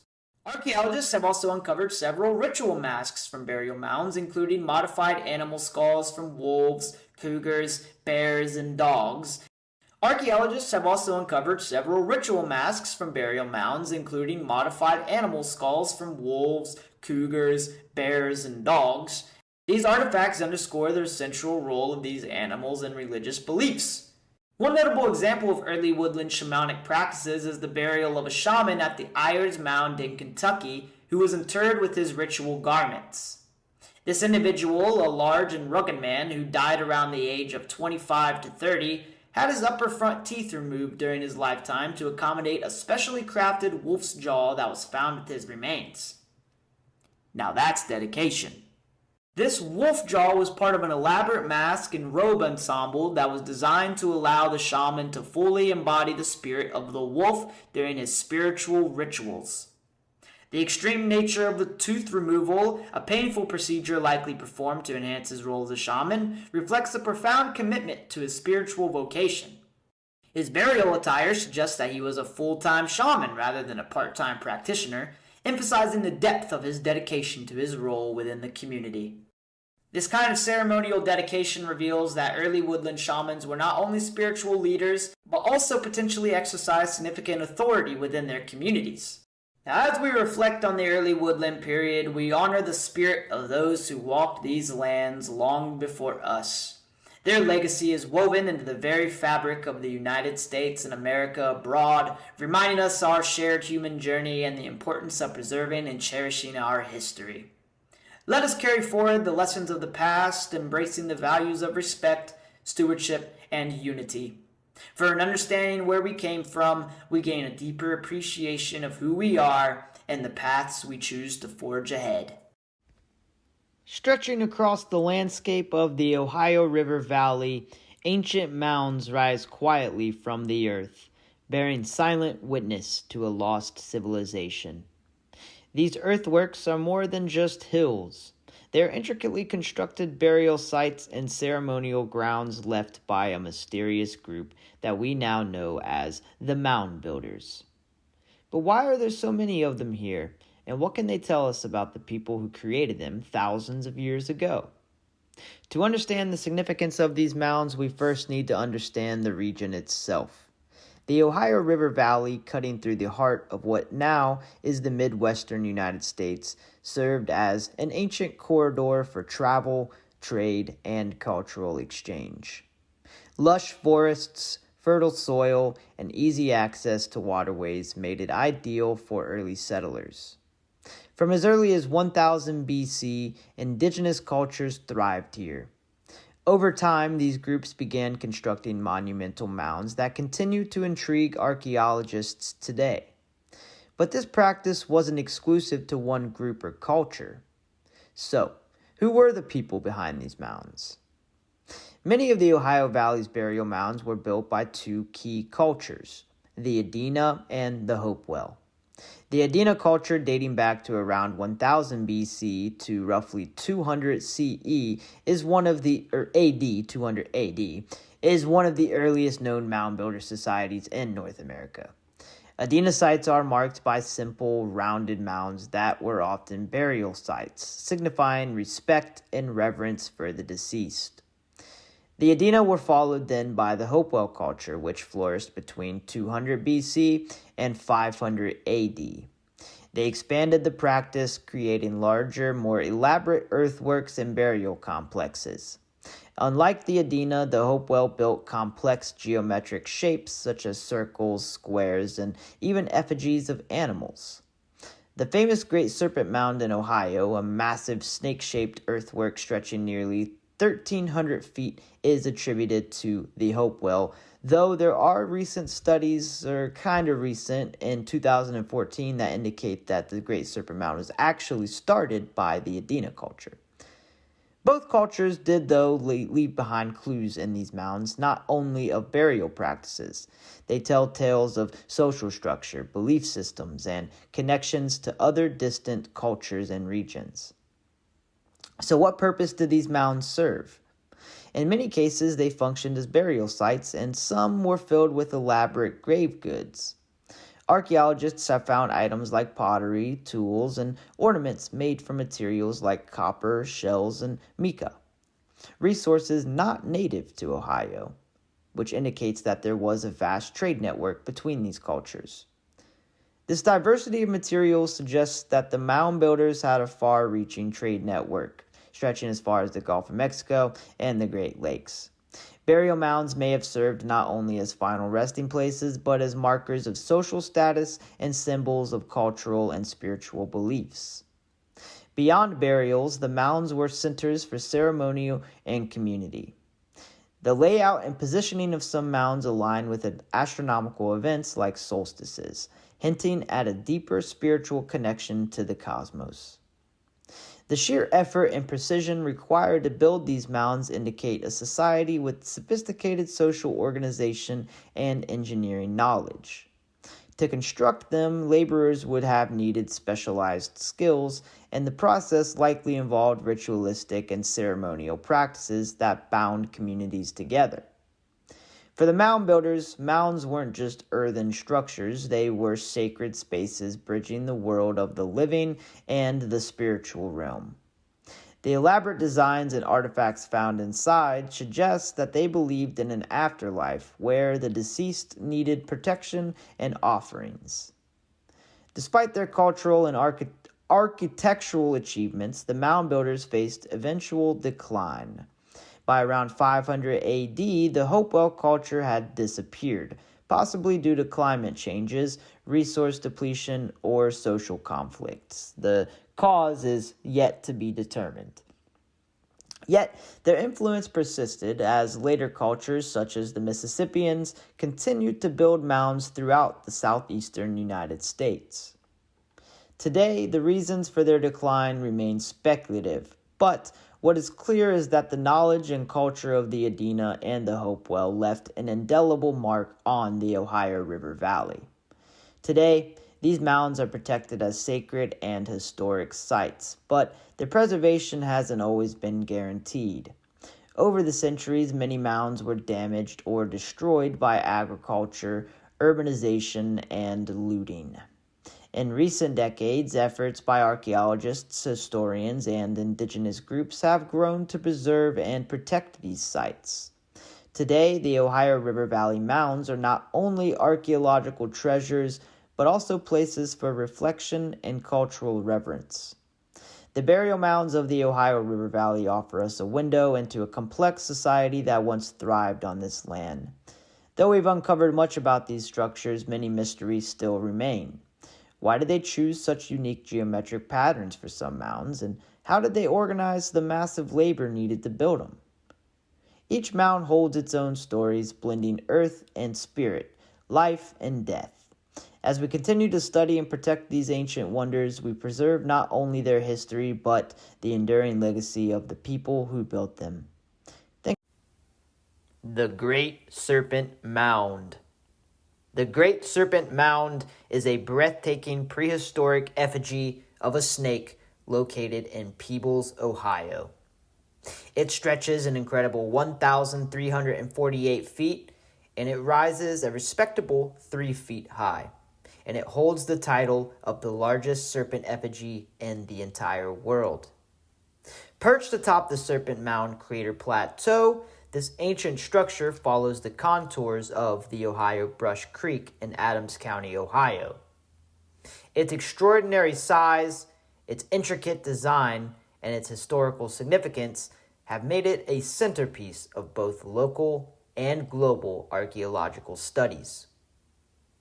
The first detailed record of the mound comes from a relatively old book known as Ancient Monuments of the Mississippi Valley, and this book was written in 1848, and it was commissioned by the Smithsonian Institution. This publication brought the Great Serpent Mound into the spotlight as one of the most fascinating ancient earthworks in North America and really in the world. Recognizing its importance, the United States Department of the Interior designated the earthworks as a National Historic Landmark in 1966, and today it is now preserved by the Ohio History Connection, which is a nonprofit organization dedicated to safeguarding Ohio's historical treasures. Effigy mounds were constructed by various ancient cultures, and they often carry deep spiritual or symbolic meanings. The Great Serpent Mound stands out for its sheer scale and complexity. The mound meanders over 1,376 feet with varying widths between 20 and 25 feet and a height ranging from roughly 9 inches to over 3 feet. Its construction incorporates yellowish clay and ash at its core, reinforced by layers of rocks and soil. At one end of the structure, the serpent's head appears poised with its open mouth surrounding an oval feature, which has been interpreted in multiple ways as an egg, perhaps as a sun, perhaps a frog, or even remnants of a platform ceremonial mound.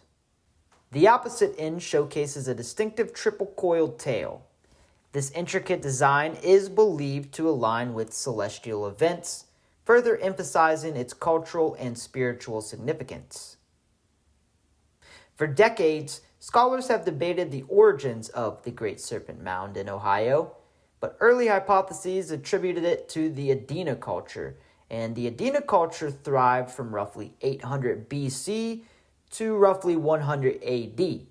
But subsequent radiocarbon dating suggests it may have been reconstructed or renovated during the Fort Ancient Culture, a successor of the Adena Culture who existed from roughly 1000 AD to about 1750 AD. A remarkable study done in 2014 by the Ancient Earthworks project presented radiocarbon dating suggesting that the mound was originally constructed around 300 BC during the Adena period, and then later renovated around 1400 AD by the Fort Ancient Peoples. Subsequent studies by other researchers in 2019 refined this timeline, affirming that indeed the Adena were the likely creators, with later Fort Ancient coming in and modifying the structure. However, Brad Lepper, an archaeologist, and some of his colleagues have challenged these conclusions, arguing that the materials dated in these studies may have skewed the results and that the serpent symbolism aligns more closely with Fort Ancient art. Despite these debates, what remains clear is that the Great Serpent Mound reflects the profound ingenuity and cultural expression of ancient indigenous peoples. And I'm of the firm belief that I go against what Brad Lepper says, and I believe that it's much older than what we have come to realize, perhaps even predating the Adena culture, but that's a whole video in itself. Without digging too deep into it, Ohio's prehistory is certainly rich with diverse cultures that left their mark on the landscape through earthworks, mounds, and other artifacts. The earliest inhabitants, of course, were the Paleo-Indians, which existed from roughly 13,000 BC to roughly 7,000 BC. And Paleo-Indians were more nomadic hunters who roamed the region, pursuing large game like mastodons. And over time, they developed more sophisticated tools and established base camps, which signals a shift towards a semi-permanent habitation, which is when we start delving into later periods like the Woodland Period or the Archaic Period. But in this case, the Woodland Period marked a significant cultural evolution, and the Woodland Period was from roughly 800 BC to roughly 1200 AD.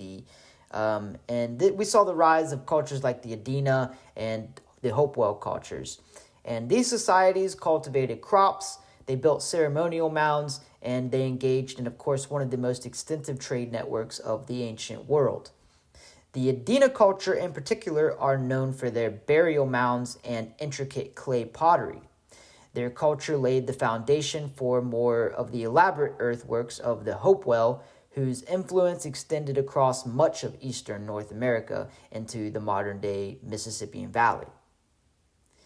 After the Woodland Period, we delve into the late Prehistoric Period, which this existed from roughly 900 AD to about 1650 to 1700 AD, around there. And this is where cultures like the Fort Ancient started coming around, and they built large fortified villages near rivers. While their mound building activities were less frequent than their predecessors like the Hopewell or the Adena, they maintained and modified these earlier structures that were built by these predecessors, including the Great Serpent Mound. The Adena culture, primarily located in the Ohio River Valley, thrived during the early woodland period and late Archaic period. They were known for their burial mounds and earthen enclosures. The Adena culture demonstrated a deep connection to the land and their ancestors. Their agricultural practices included the cultivation of squash, sunflower, and even different types of tobacco, and this supported a semi-sedentary lifestyle for them. By the 1st century AD, the Adena culture evolved into what we call the Hopewell culture, which expanded on the Adena traditions and introduced more complex earthworks and ceremonial practices. After the Hopewell, of course, we go on to the Fort Ancient culture, which emerged much later and is often more associated with the Mississippian culture due to similarities in lifestyle and especially artistic expression. However, they maintain distinct traditions, including the modification of already existing mounds like the Great Serpent Mound. So one of the most intriguing aspects of the Great Serpent Mound is, of course, its alignment with astronomical events. The head of the serpent points to the summer solstice sunset, while other parts of the mound align with the winter solstice sunrise and lunar cycles. These different alignments suggest that the mound served as an observatory or perhaps as some sort of calendar, reflecting the builder's sophisticated understanding of astronomy and the natural world. The serpent motif itself holds rich symbolic meaning across various indigenous cultures, and it's often associated with rebirth, fertility, and ideas of cycles of nature.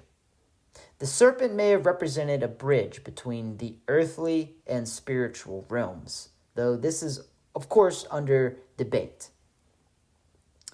The Great Serpent Mound continues to captivate researchers, historians, and visitors alike, such as us here on this channel now, and it stands as a testament to the ingenuity and spirituality of its creators. It does indeed offer a glimpse into the rich cultural heritage of ancient indigenous peoples here in America, and ongoing research seeks to uncover more about its origins, purpose, and the societies that built it and maintained it. This ensures that its legacy endures for generations to come, and today, the site serves as a reminder of the deep connection between humanity, nature, and the cosmos, inspiring both awe and curiosity. When we think of Earth's surface, we often imagine a stable, unchanging landscape, but the reality is far more dynamic. Hidden beneath rolling hills, dense forests, and vast plains are scars left by some of the most cataclysmic events in planetary history. Asteroid impacts.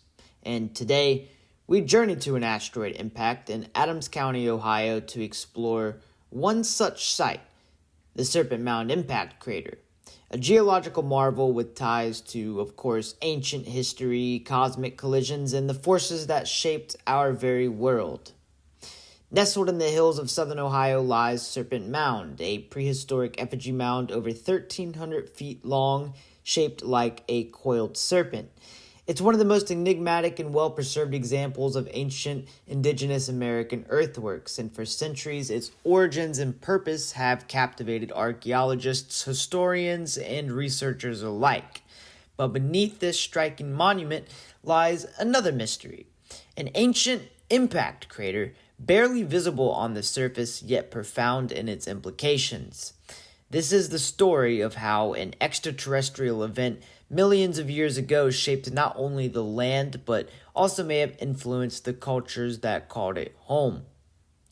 The Serpent Mound impact crater, also known as the Serpent Mound disturbance, was caused by an asteroid or comet that struck Earth roughly 300 million years ago during the Permian period.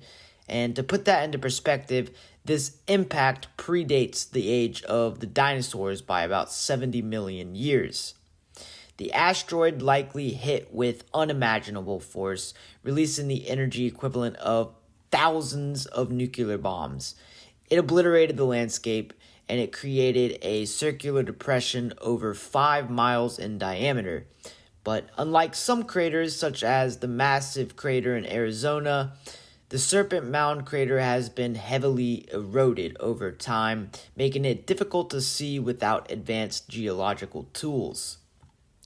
The evidence for this ancient impact lies beneath the surface. Geologists have uncovered shatter cones. A shatter cone is a unique type of fractured rock that forms under extreme pressure, like the kind caused by a high-energy impact, such as an asteroid. These cone-shaped structures radiate outward from the point of collision, acting as a fingerprint of the event on our world. Additionally, the area contains brecciated rock, a chaotic mixture of fragmented material fused together by the heat and pressure of the impact. The presence of these formations, coupled with the crater's circular shape, confirmed to scientists that indeed some sort of extraterrestrial body like an asteroid or comet had struck there. So what makes the Serpent Mound crater especially intriguing is its complex structure. It's classified as a quote-unquote complex crater, meaning it has a central uplift. A central uplift is a rebound effect caused by the Earth's crust springing back after the initial impact. Think of it like dropping a pebble into a pond. The initial splash creates ripples, but there's often a small upward spurt in the center. Over millions of years, erosion and geological processes have smoothed out the surface, but the underlying structure remains detectable through modern surveying techniques. In fact, drilling into the site has revealed deformed rocks deep below, further validating its impact origin. Now let's tie this ancient impact crater to the Serpent Mound itself.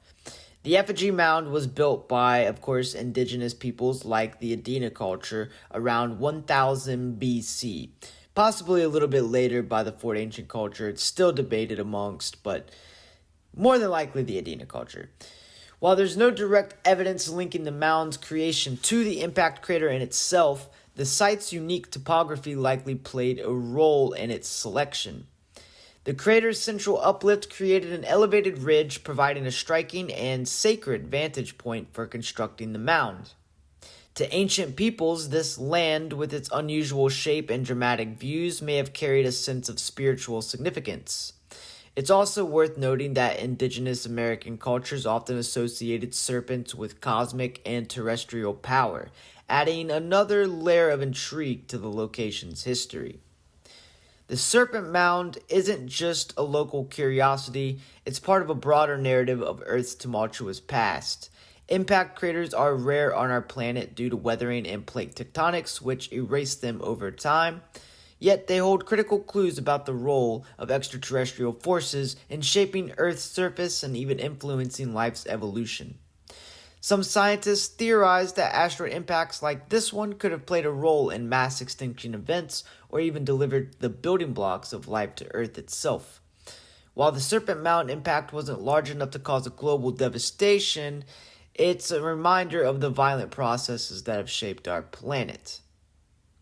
In recent decades, the Serpent Mound crater has become a focal point for geologists and archaeologists alike. Using advanced techniques like seismic imaging and radiometric dating, researchers continue to unravel the details of the impact and its aftermath. At the same time, the site remains a cultural and historical landmark, drawing visitors from around the world. The Serpent Mound itself is, of course, a protected site recognized as a National Historic Landmark. However, efforts to preserve both the mound and the surrounding geological features are ongoing, as natural erosion and human activity could pose challenges to preserving it. The Serpent Mound impact crater is a place where science and history collides, where ancient cultures and cosmic events intertwine, and it's a reminder of our planet's resilience and the enduring curiosity of those who seek to understand it. Hidden in the hills of southeastern Ohio, in the thick forests and the rolling terrain, lies a mystery that has captivated archaeologists, historians, and indigenous American descendants for centuries. These are the Leo petroglyphs, and these ancient rock carvings are etched into the sandstone surfaces of a small outcrop near the town of Leo in Lawrence County, Ohio. They offer a glimpse into the distant past. Who made them, and what do they represent? In this video, I'm going to explore the significance of the Leo petroglyphs, their possible origins, and the cultural context behind these mysterious images. The Leo petroglyphs were first documented in the early 19th century, though they likely predate this by hundreds, if not possibly thousands of years. They were discovered near a place called Leo, a small community in Lawrence County, Ohio, nestled along the banks of the Ohio River. The petroglyphs themselves are found on a series of sandstone outcrops exposed by the natural erosion of the land.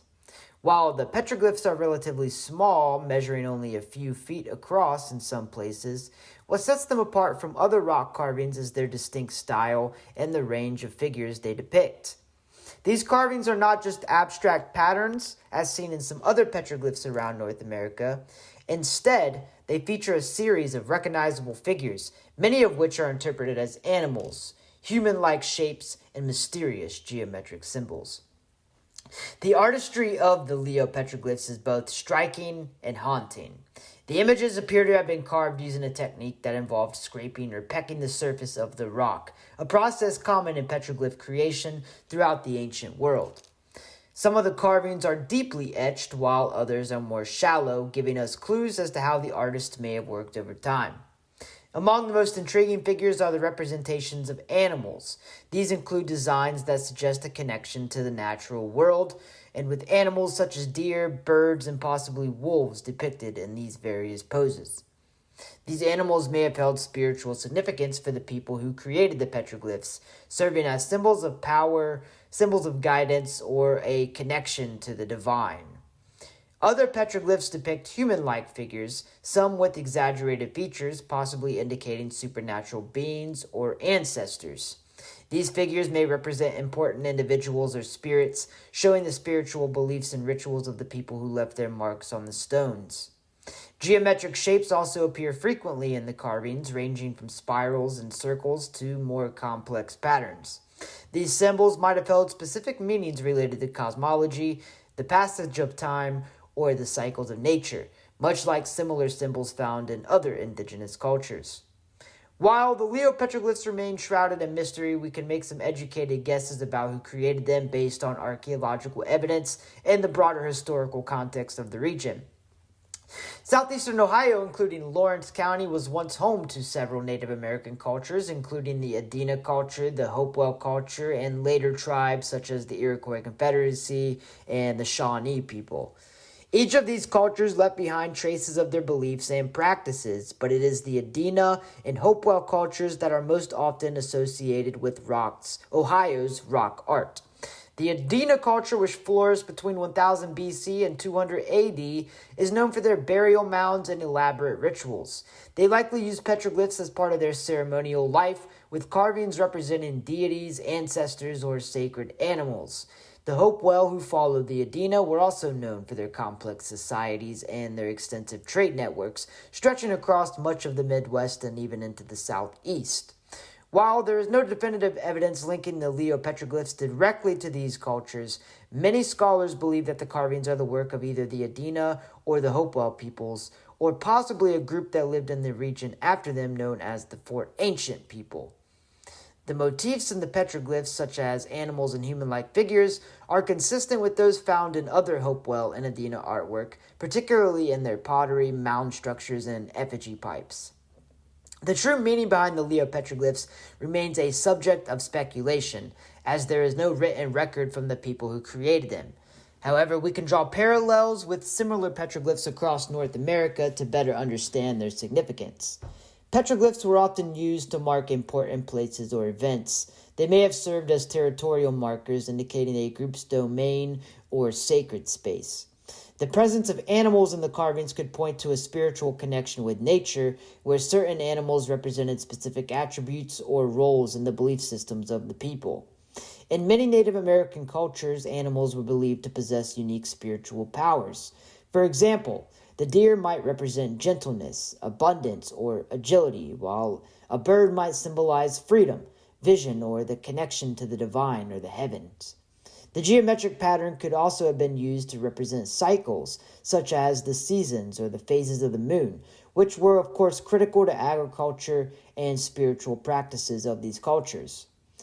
Moreover, some scholars propose that the petroglyphs could represent a form of early writing or proto-writing, a way to communicate or document significant events or history. Whether it was for ceremonial purposes or as part of a larger cultural tradition or as a means of storytelling, the Leo petroglyphs reflect a deep connection between the people and their natural world, their spirituality, and their understanding of the natural world around them. Unfortunately, as with many ancient archaeological sites, the Leo petroglyphs face significant threats from erosion, natural decay, and, of course, human interference. The delicate sandstone surfaces are susceptible to weathering, and over time, some of the carvings have become less defined.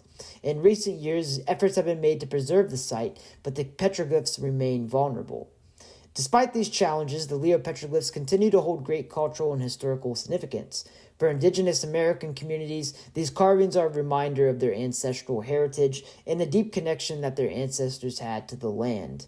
They are a testament to the rich and diverse cultures that once thrived in the Ohio River Valley and beyond. Today, the Leo petroglyphs stand as a symbol of the enduring power of art and storytelling. They are a tangible link to the past, long forgotten by many, but remembered by those who seek to understand the ancient peoples who once walked these lands before us. The carvings may be silent, but they continue to speak to us, offering clues to the lives, beliefs, and the worldviews of the people who left their mark on these stones. As we continue to study and protect these petroglyphs, we honor the legacy of the ancient cultures who created them and ensure that their voices are not lost to history. Beneath the rolling hills of ancient Ohio lie the echoes of a people long gone. The Adena, or the Adena Culture, was a society that shaped Earth into towering mounds and earthworks, and they left behind mysterious symbols of their existence. Yet, a riddle remains in their quiet tombs and carved artifacts. Could it be that this forgotten civilization of Ohio and the Ohio River Valley, known only through the shadows it left behind, was not as isolated as we once believed? Today, we dare to ask, could the Adena, nestled in what is now the American Midwest, have shared a thread of knowledge, belief, or art with the grand and enigmatic Maya of Mesoamerica? What if these two worlds, separated by thousands of miles and vast cultural divides, were somehow united by ideas, shared across the centuries through symbols, artifacts, and rituals? In the hands of the Adena craftsmen, a very unique pipe was carved, not in the familiar shapes of typical Adena pipes, such as animal effigies, but this one was different. It was in human form. It was a human effigy, strikingly similar to a Mayan god depicted in Mayan art. Also nearby, the Cincinnati tablets, engraved with geometric patterns, seem to echo the glyphs and designs of the Maya as well. These two artifacts, both found in Ohio, raise very profound questions, challenging us to look beyond borders and timelines to consider the possibility of a connection, a bridge across the ancient Americas. So let us journey together back into the mists of prehistory and unravel the mystery of the Adena and the Maya. For in their relics lies a story A story that just may rewrite our understanding of the ancient world and of ancient America, and the remarkable links that may have united civilizations abroad. Let us now turn our gaze to the artifacts themselves, the silent witnesses to a time long past. Among the most extraordinary of these relics is the Adena pipe. The Adena pipe was carved with exceptional skill from the soft sacred stone known as pipestone. This pipe bears a striking human form. Unlike the more common representations of bird and animals, this figure in this pipe seems almost to transcend the earthly realm, embodying something more profound and more otherworldly. And in its design, one cannot help but notice the echoes of other distant lands. This artifact, discovered beside the remains of an individual buried deep within an Adena mound, is a testament to the artistry and spiritual depth of the Adena people. But it is not simply the pipe's form that commands our attention.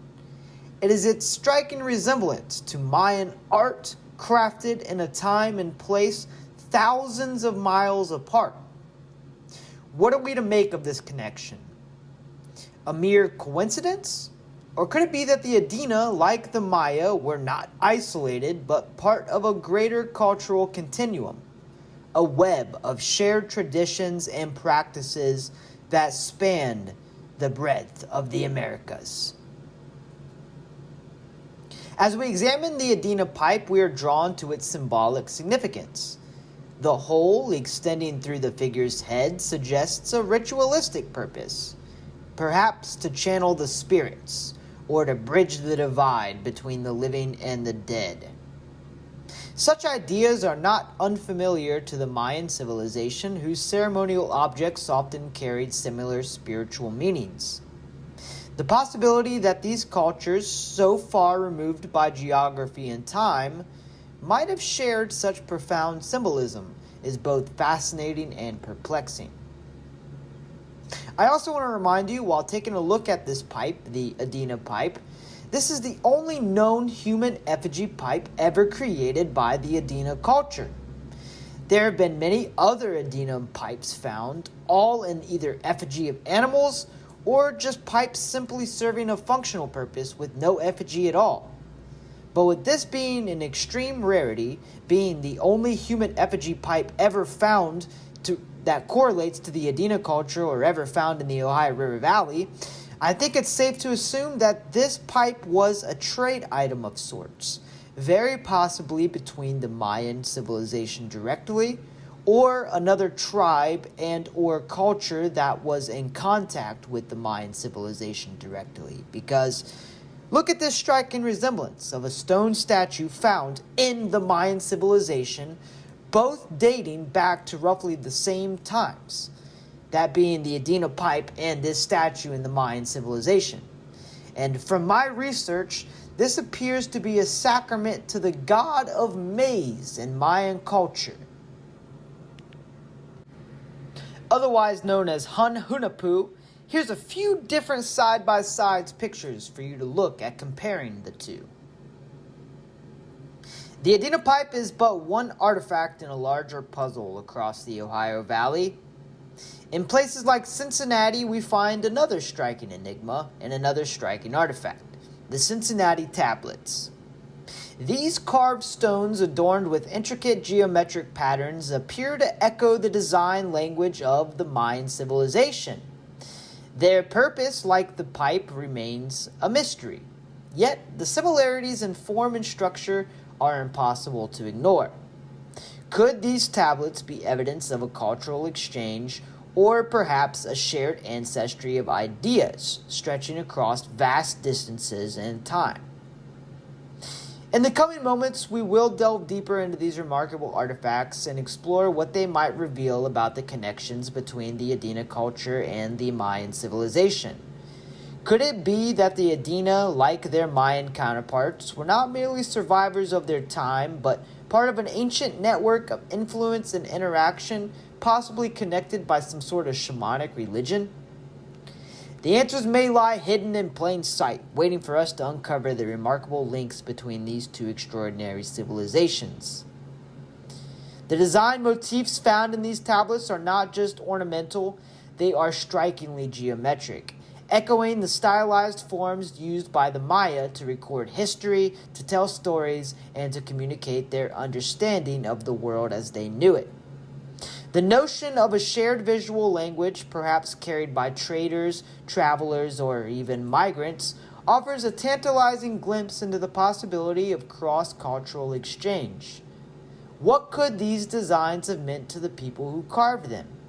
Could they have held significance beyond mere decoration, perhaps bearing sacred or spiritual meanings, just as the Mayan glyphs did? Some scholars argue that the Maya and their advanced civilization may have influenced distant cultures through trade, through migration, or through the transmission of ideas via religion. Yet to suggest that the Adena culture were in direct contact with the Mayan civilization may be a bit too far, maybe a step too far. Perhaps the truth lies somewhere in between, in the subtle currents of shared knowledge that passed through the Americas like an unseen river. Its waters nourishing and shaping civilizations in ways we have yet to fully understand. Yet the question persists. If such connections did exist, how exactly did they manifest? Could the Adena culture, whose culture flourished in the Ohio Valley around 1000 BC to roughly 200 AD, have been aware of the Maya civilization, whose civilization was flourishing in the southern reaches of Mesoamerica at the same exact time? While it is impossible to say with certainty, the uncanny similarities in symbolism, craftsmanship, and ritual suggests that the idea of a distant yet real link between these two cultures is absolutely worth considering. Perhaps the most compelling evidence comes not only from the artifacts themselves, but from the very landscape in which they were found.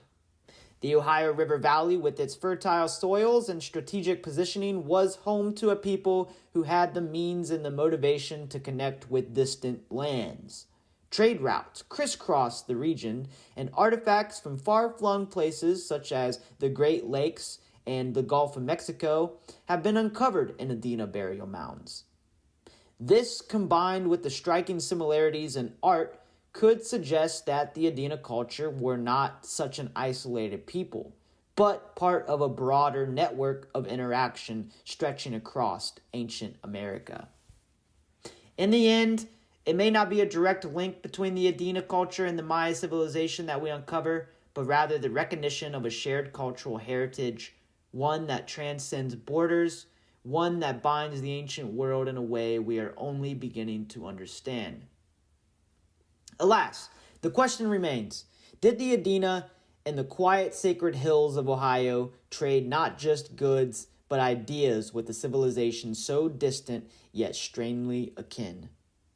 One might dismiss the idea as fanciful, a mere flight of imagination, but if we are to discard every mystery to close our minds to the possible, we must ask, what then of the Adena pipe? This singular artifact, more than any other, beckons us to consider the possibility, nay, the probability of connections forged not by happenstance, but by deliberate, even sacred exchange. What if this pipe was not simply a curious object, but a messenger, bearing the very spirit of an ancient pact between distant peoples? A bridge across time, a connection spanning oceans of history.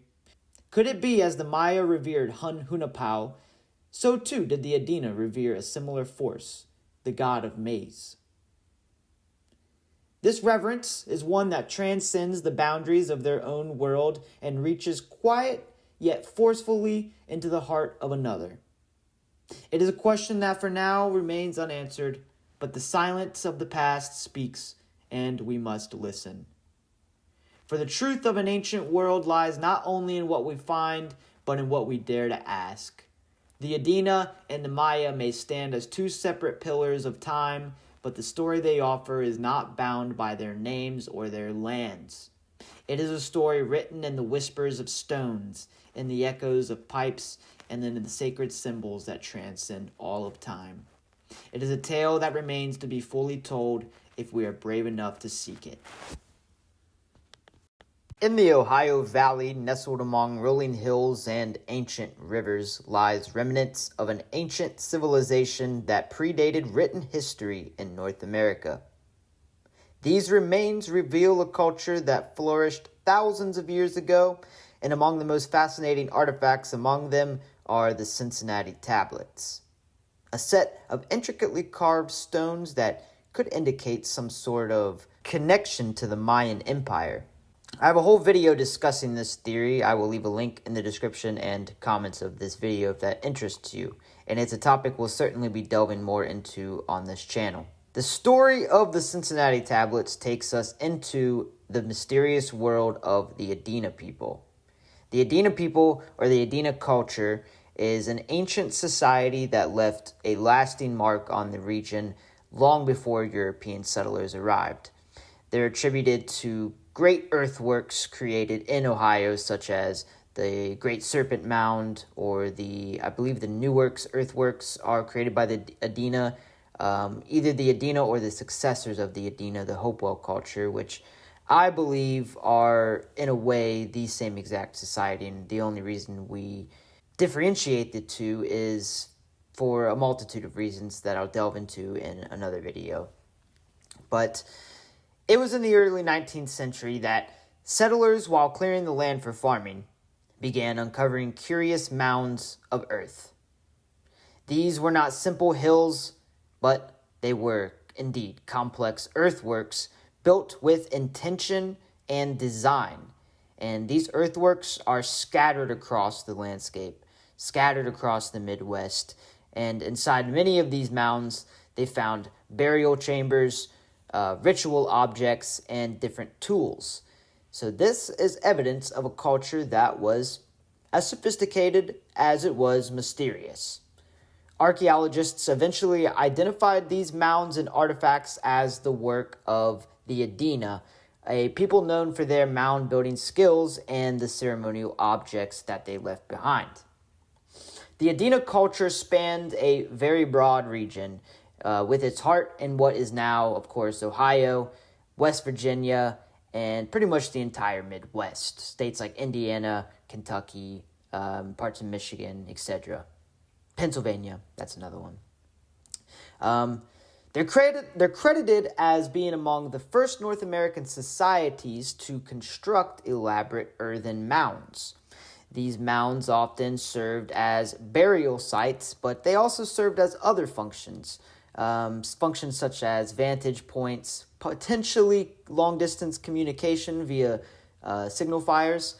Nonetheless, these mounds did indeed contain burials, and these burials contained artifacts that are not native to the region, materials like copper, stone, and certain stones, and even shells that came from distant regions like the Gulf of Mexico. The copper, in this case, came from regions like the Great Lakes region up near Wisconsin and Canada near Lake Superior.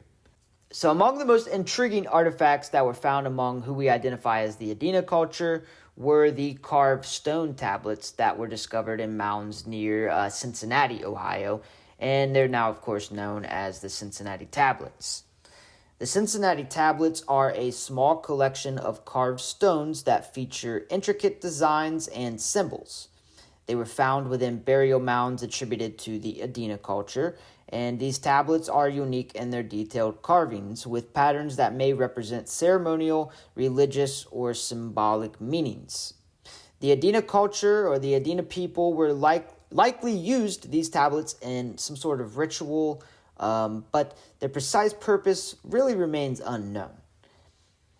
Each Cincinnati tablet is marked by complex geometric designs, including spirals, concentric circles, and intricate line patterns. These symbols could have represented elements of the Adena's cosmology, perhaps illustrating their connection to the natural world, life cycles, or spiritual beliefs. One of the tablets even appears to depict a figure with a headdress or mask, leading some to speculate that it may represent a spiritual figure of some sorts, hinting at a belief system that incorporated ritual leaders or intermediaries with the spirit world. And I think this religion could potentially play a role in this big idea of a culture that is connected among the Americas, all the way down into Mesoamerica, like the Mayan Empire, which we have talked a little bit about this topic on the channel. There's a lot of evidence that these tablets, the Cincinnati tablets, pretty much depict a sort of Mayan language. That's for a lack of better words. There are very, very similar artifacts found in Maya, or what is now Guatemala, Belize, parts of Mexico, etc. But they're very similar tablets with designs like this. So you got to think the Adena culture at this time, or who we identify as the Adena culture, is basically thriving. The people of this region are thriving at the same exact time that the Mayan Empire is thriving, or the Mayan civilization. So there's a little bit of dots to be connected here, I believe, with this theory. And it's a theory, like I said, that we'll be delving much into later in different videos. But nonetheless, the Cincinnati tablets were uncovered during the early excavations of Adena Mound in the 1800s, a time when archaeology in the Americas was, of course, still developing. Early theories about these mounds suggested that they had been built by a quote-unquote lost race, unrelated to Native Americans, which this is a whole other topic in itself. We won't delve too much into that in this video, but it is what we can represent as a misconception now known as a quote-unquote mound builder myth, although this myth wrongly assumed that ancient Native societies or ancient Indigenous societies couldn't have built these complex structures. But modern archaeology has since confirmed that who we identify as the Adena culture and later cultures such as the Hopewell, Mississippian, etc., were indeed the creators of these structures. Despite our understanding of the Adena mound building practices, the Cincinnati tablets continue to puzzle scholars, historians, and researchers alike.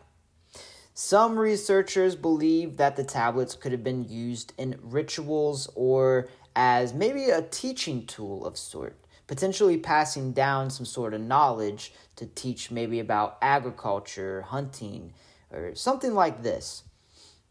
The repetition of specific shapes and patterns may have served as some sort of symbolic representation of a common belief among these people, possibly used by shamans or spiritual leaders during a ceremony. Today, these tablets, the Cincinnati tablets, are preserved in museums, and it offers a tangible connection. By the way, there are many different tablets of which we're covering on this channel. There's the Adena tablets, there's the Wright tablets, and there's like 5 or 6 different tablets. The Grave Creek Stone, I'm trying to name them off the top of my head. The Kiefer tablet, the Meigs County tablet, and then there's the Metcalf Stone. There are so many tablets that allude to many different things, and we're going to cover it all on this channel. But to keep things concise, I'm going to cover these one at a time, you guys. So these tablets offer a tangible connection to the lives of the Adena and perhaps other cultures abroad. But like I said, their exact purpose is still unknown, so we must tread carefully with our theories. Some scholars think that the tablets might have been used as a guide during ritual practices, while others believe they may have served as some sort of mnemonic device for storytelling or ceremonial chants. A prevailing theory is that the Cincinnati tablets do indeed represent some sort of cosmological belief or religious belief or spiritual idea of sorts. The Adena and other cultures after the Adena and during the Adena were deeply connected to the natural world. So these symbols may illustrate cycles of nature, such as the changing seasons, moon phases, or life and death itself. Other researchers propose that the tablets could commemorate significant events like a seasonal festival or an important astronomical occurrence. Given that the Adena Mounds were often aligned with celestial events, this theory aligns with their known practices. Some have even suggested that the Cincinnati tablets may have been used as some sort of instructional tool for those being trained in ritual practices. The designs may have helped the Adena shamans or leaders memorize chants, and probably mesmerize their audience with chants, different stories, and sacred rituals central to their culture. While many of the Adena culture's histories do indeed remain hidden, the Cincinnati tablets provides us with a little glimpse into their life, their culture, and their religion, perhaps. They serve as a reminder that the prehistoric people here in America were far more than just mound builders. They were skilled artisans. They were spiritual leaders. And they were, of course, active participants in possibly one of the greatest trade networks that connected ancient America for sure, but the ancient world abroad. These mysterious tablets allow us to imagine a time when the Ohio Valley was a thriving cultural center and when the Adena saw themselves as part of a larger universe, connected to the land, the stars, and the cycles of nature. The Cincinnati tablets remain one of the many ancient mysteries of the Americas, and they remind us that some of the oldest stories lie hidden within the soil of this continent. And with each discovery, we learn a little more about the people who shaped this land long before us. Guys, I want you to comment below what you think the Cincinnati tablets indicate or what they're trying to convey to us in the future. My idea of these is that maybe it's some sort of, I honestly like the idea of that it's some sort of calendar of sorts. The question is, for me, why is it being buried within a burial mound? Is it, to me, it could be also some sort of, maybe like a gravestone of sort, indicating who that person is, who their lineage is, something of that effect. But like I said before, when you add to the fact of the influence of the Maya, I don't know, guys. I don't know. There's so many different theories and ideas when it comes to these tablets.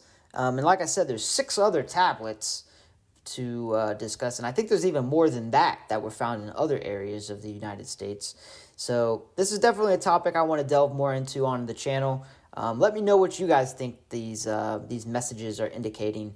So I covered a video that discussed one of the most, in my opinion, most interesting prehistoric artifacts ever uncovered in the state of Ohio. And this artifact is known as the Cincinnati Tablets. The Cincinnati Tablets were believed to be created by the Adena Culture, a society that thrived in the region upwards of 2,000 years ago. Now, this in and of itself is a pretty debated among topic. Like most prehistoric indigenous accreditation for both archaeological sites and significant artifacts. It's debated that potentially this tablet, the Cincinnati tablet, is created by the quote-unquote successor of the Adena culture, the Hopewell culture, of which I believe is exactly the same thing, and it's only differentiated because archaeologists and researchers have done so for a multitude of reasons, of which is really for another video. Nonetheless, the Hopewell culture, quote-unquote, succeeded the Adena culture roughly 1,000 to 500 years afterwards. So, nonetheless, this tablet is old, very old, and there could be even older versions of this tablet or similar tablets waiting to be unearthed, scattered throughout the landscape, particularly among the Ohio River Valley, of which these societies thrived. Now, I highly recommend checking the first video out where I covered the Cincinnati tablets if you want to delve more into the information of the tablet.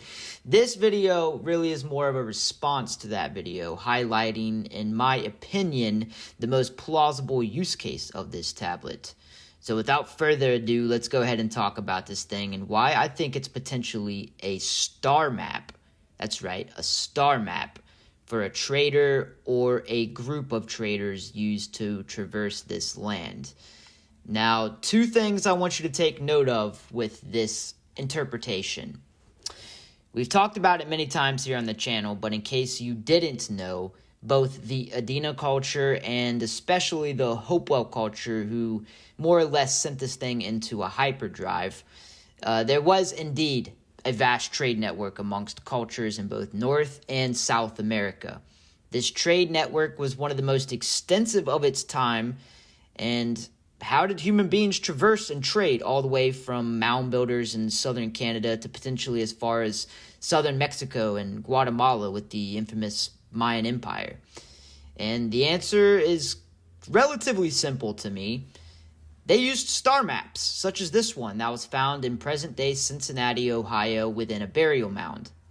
Now, it's common knowledge that these prehistoric American cultures would traverse the waterways, and I want you to take another side note of the location of which this was found on Google Maps. You can see it is right next to the Ohio River, and a tributary of the Ohio River known as Licking River today, which leads an astounding 303 miles down to Magoffin County in eastern Kentucky. Now, I want you to also take a look at this from a larger perspective and take note of the location of the river here. This would have indeed probably have been a really sought-after region within these trade networks because of the confluence of the Ohio River and the tributaries within this confluence. Now, another note I want you to take note of is that this tablet, the Cincinnati tablet you are seeing here in the picture, is only roughly 5 inches in length, about 3 inches in width, and only a half an inch thick. So this thing is really relatively small and easy to carry. Absolutely perfect for a trader or a group of traders traversing hundreds, potentially thousands of miles. Now, let's try our best to interpret this star map, and by no means is any of this firmly confirmed. It's all just a mere theory by me, a mere YouTuber.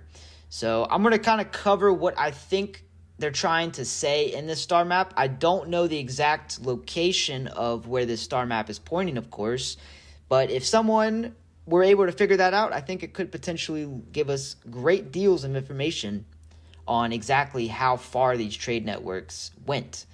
And that's without saying, it could have been very, very far. So, without further ado, let's go ahead and dive into what I think they're trying to say in this star map here of the Cincinnati tablets. Okay, so let's go ahead and get our best interpretation of this map, or my best interpretation of the map, rather.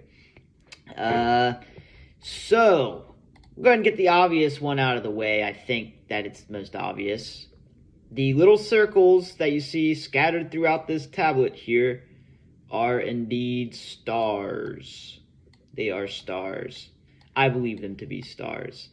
And then another indicator that these are depicting stars, I think, is if you take a look at the curved patterns here, especially these very defined ones here, I believe in a way that they're trying to depict clouds. Just as like an artistic expression, perhaps. Not really too sure. I've also theorized that these lines throughout here could have been used as more of a functional purpose. So I'm not really too sure because these straight lines are very, very weird. So I think potentially that is showing a change in direction along potentially a waterway or a trail. But these more curved features here, I believe, are more of an artistic expression. And I believe perhaps in one way or another, these very straight lines, or these very straight edges here could be more of a functional purpose. I'm not 100% sure. Aside from the point, let's go ahead and get all this ugly design out here. Another thing I want to mention here is these very defined stars here, right? So I believe that these are potentially a starting direction. or a final destination of some kind. I believe it's perhaps indicating a starting point or a final direction point, which is another reason that I believe these more narrow paths perhaps serve a more functional purpose. Nonetheless, a very prominent note of these ones here are that they are bigger than the other ones. Another thing too is you do notice that some of these, like this one's a little bit bigger than this one. It's very indicative of a star map. It's very indicative of a star map. So, oops, I made that smaller on accident. So, another thing I want to take note of here is the fact that there are 3 different sections here. One here, one here, and one here. 1, 2, 3. And I think when you look at it this way, I think potentially it's either showing the star map in a different direction. They're trying to change direction along a trade path, a trade route, or it is depicting another time throughout the day, throughout the night rather. Obviously the stars change course throughout night, so they change direction throughout night and position throughout night. So I think that's the most plausible scenario in this case. I believe the reason that it's in 3 different patterns like this is because it's showing different times throughout the night. One reason I believe this is because not only that reason there, but also because if you notice these patterns here, it's always 2 stars, right? And you notice that they change direction every single line. So that's why I think it's showing the night changing direction, or potentially even seasons. This could be some sort of seasonal thing. Who knows? Who knows? But I do think it's depicting these stars in another time, essentially. Because you notice they change directions. And then one thing to note here, one thing that I found interesting was this star right here disappears on this line right here, right? But you notice that they're actually connected in a way. Almost as if, you know what I mean? They're depicting a different time. Because that was one thing that threw it off for me, was that these 2 sections here have 3 stars, right? And you notice this one only has 2 on this horizontal or vertical path here. So I believe that these are connected right here, or this one here, and this is, you know, showing a different time. So hopefully that explains it a little bit. I tried my best. I definitely want to cover this more in future videos. Hopefully that opened some of your eyes to what this potentially could be used for. Let me know what you think in the comments, guys. Let me know what you think in the comments. I'm definitely going to be covering this more and kind of theorizing more things, but I firmly believe these here are starting points or final destinations, and I believe that these are depicting a different time throughout the night of the same direction. So either that, or potentially they could be changing direction. I don't know, because these very important ones here, these important pathways here, I'm not 100% sure if they're depicting something functional or if it's just artistic expression. My assumption safely is that it's artistic expression because of this pattern here. These patterns here, I believe, are depicting a sky, essentially, clouds. So, but no doubt in my mind that these little circles here are indeed stars. So it's got to be a star map, right? And if there was a vast trade network like this, it's got to be for trade, you guys, in my opinion. All right, guys, welcome back to another breakdown of the Cincinnati tablet here. If you're not familiar with the Cincinnati tablet, I've covered it in 2 different videos on my channel now, so I'll leave the link in the description for those videos. But to brass tacks of it, this thing was created by supposedly the Adena culture, or perhaps the successors of the Adena culture, the Hopewell culture. Both of these cultures are mound building cultures here in the Ohio River Valley. And I've come to the conclusion, my theory is that this is potentially a star map that was used on the vast trade networks that these people were known to have. So that's a little breakdown of it. I cover that more in detail in the other videos, so go ahead and go check that out if that interests you. For the sake of this video, what I'm going to be doing is I'm going to be trying my best to interpret what they are trying to convey. Now, like I said, this is a star map. I think in order for a trader to traverse the land and reach a destination of importance, perhaps a major trade hub of some sort. So if someone could figure out the exact location of where this star map could potentially be leading, that could lead to some great information regarding the vast trade networks that they had and potentially how far they really went. Nonetheless, let's go ahead and try and decipher some of this. So I got two different images here. One is, of course, the front of it. This is the actual tablet. The tablet is no longer in the museums that it was shown at, which was in Cincinnati. It was given to, I believe, an indigenous tribe as part of a religious piece, something of that nature, if I'm not mistaken. But here we have the back of the Cincinnati tablets. You can see that this is the front and back of the Cincinnati tablet. So I'm going to be covering a little bit of detail on the back side as well. But let's go ahead and dive into this. So the very obvious thing we're going to point out here that is very indicative of it being a star map, in my opinion, is these circles right here. You see these circles scattered throughout the entire tablet. And I believe what these circles are stars. I believe that they are in some way, shape, or form indicating stars. And you got to think, the way that these people would have traveled would have been based on stars. If they wanted to reach a location that was very far away, then the best thing to do would be to follow the stars that align with said destination, which a lot of their sites, a lot of their mounds and their effigy mounds, particularly places like the Serpent Mound and things like this, many different earthworks, they all have astroarchaeology. Sorry, that's the proper word, I believe. Astroarchaeology, which is essentially where sites line up to solar phenomenon or certain things like solstices, certain stars and constellations, etc. So they were very well in tune with the stars, is the point I'm trying to get at.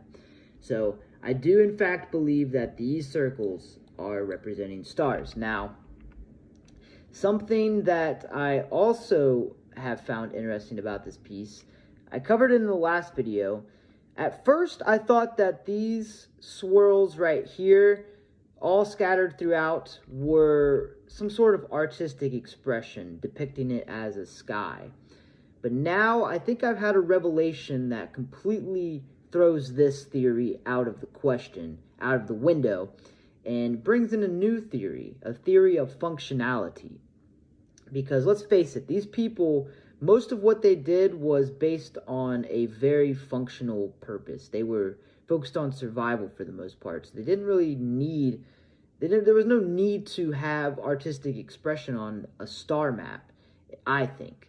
So I truthfully think that these swirls right here could potentially be a way of indicating how these stars would move throughout the night. And I'm going to cover this a little bit more in another point, but real quick, I want you to take note in certain locations of these stars. So you notice that some of these swirls have pathways of which the star seems to lead, almost as if it's trying to indicate a transition throughout the night or perhaps throughout the season. And you can see it all throughout here. Like right here is a great example. You see right here it seems that it would indicate that this star could potentially be moving in this direction throughout the night. And that seems to be what they could potentially be trying to indicate with these swirls. So I do believe that these swirls serve a functional purpose of some kind. Now, let's get more into that. So I want you to take note of the patterns here on this side. First, I'm going to go ahead and number these. So you notice that these are different lines or different sections of the tablet. And I believe these sections are trying to essentially tell a different time of the stars. It could be a seasonal time, or it could be perhaps even more of a hourly time throughout the night, because you got to think these stars are going to be moving at all times when these people are traversing the lands, just as they do today. Stars move. So I think that these are showing different time periods, and that's why the pattern is like this. The main thing that leads me to believe this is the fact that these are all 2 stars, and then you have the same thing here. 3 stars here. Now, this one has 2 stars, but this leads to the swirl theory, where the swirls serve a functional purpose of where the stars move. I believe that, in a way, this is potentially this star right here. That is what they're trying to indicate, that this star is indeed this star. That's why there is a connection right here between the swirls and swirls.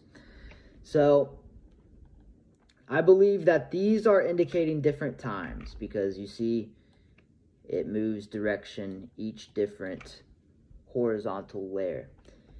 So that's that. Now, real quick, I want to cover these 2 stars over here. Now, I believe that these could potentially be either starting points or final destinations of some sort. You notice that, for one, they're a lot bigger than these other stars, or potentially this might not even be depicting a star. It could be depicting a village or a starting location, a major trade hub, right? But I think with the swivels here, I think that this is indicating the same star, one being the starting destination and the second being the ending destination, if that makes sense. And it's the same star that they use as like a foundation for direction. Kind of like how the biblical story of the three musketeers, or the 3 wise men, not the 3 musketeers, the 3 wise men, where they followed the North Star. I think it's something similar to that. So another thing I also want to take note too is something that someone here on the channel gave great merit to. I think it was their idea, so major shout out to Roger. I'll put his comment right here. He had pointed out, and this is a great observation, so major shout out to you, Roger, if you're watching this. Much love, man. So he made an observation of these side lines here. You notice these little engraving lines over here on each side. He brought up a point that these could potentially be indicating some sort of seasonal pattern of some kind. And I think that this could hold a lot of merit, because like I said before, guys, these people, everything for the most part had a functional purpose. So these lines right here, I think, could have very well served a functional purpose, and Roger seems to think so as well. And I'm inclined to agree. I think these could potentially be some sort of marking of seasonal change or something of that nature. It's a way of measuring something. What that is exactly, I don't know, but I think it's a way of measuring something. So, quick rundown, I guess, before we delve into the backside of it here. So, these circles are stars. These swirls are the pathway of which the stars move, either in a seasonal manner or perhaps throughout like an hourly manner of some kind, or a weekly manner, some sort of time scale. We believe that these are potentially starting and final destinations And we believe that these lines here could potentially be marking the seasons or some sort of measurement of some kind. So that is pretty much a little rundown of that. Let's go ahead and cover the backside here real quick. This one's kind of quick and easy for an explanation, I think. So if you notice here on the backside, there are these 3 very large gashes in it, right? And I believe that these gashes are indicating something. Now, what is that something? I think it's one of 2 things. Or not one of 2 things. It's potentially one of 2 things. So I think that this could potentially be indicating a generational thing. Perhaps multiple generations had used this tablet, used this trade route, and they are marking it as an indication of how many generations this tablet has passed through. You also notice too another mark down here, so it would appear that there could be 4 markings. And there's also another interesting mark here, of which I haven't been able to really figure out what this is. At first I thought it could potentially be a wider area view of what they thought their landscape looked like, because it kind of looks a little bit like the United States if they didn't have Google Maps, you know what I mean? If they were just mapping something out from land, from walking on land, that potentially could be what the United States looks like, I think, which is very interesting. And it's kind of hard to see, so I'll zoom in a little bit, but right there could potentially be a prehistoric map of the United States, which would be really interesting. But nonetheless, the most important aspect of the backside, I think, here is these gashes here. And I think that these could potentially be indicating generations of which this tablet has passed through. Now, another idea that I had about these gashes is that it could potentially be marking how many times this trader made this venture. It could have been a very long distance that these people would have traveled. I mean, potentially thousands of miles. So it would have been something to honor and to praise. And, you know, these people wouldn't have been able to do this very many times in their lifespan. I mean, to travel 1,000 miles with nothing but, you know, basically prehistoric capabilities that we know of, it would be difficult. And this would be a trip that you probably wouldn't want to take very often. So it could potentially be a marking of how many times a trader had went on this path. But I think it's closer to a generation thing. I think potentially this is marking how many generations or lineages this has passed through. And then, like I said, you got the really interesting map of the United States, I think. I don't know. That's pretty out there, but you guys let me know what you think. That's going to really be it for this video, guys. Hopefully you enjoyed this little breakdown and this style of video. Hopefully I get better at explaining things, and hopefully I come up with some, and hopefully you guys come up with some great new theories. Roger, again, shout out to you for coming up with the seasonal idea.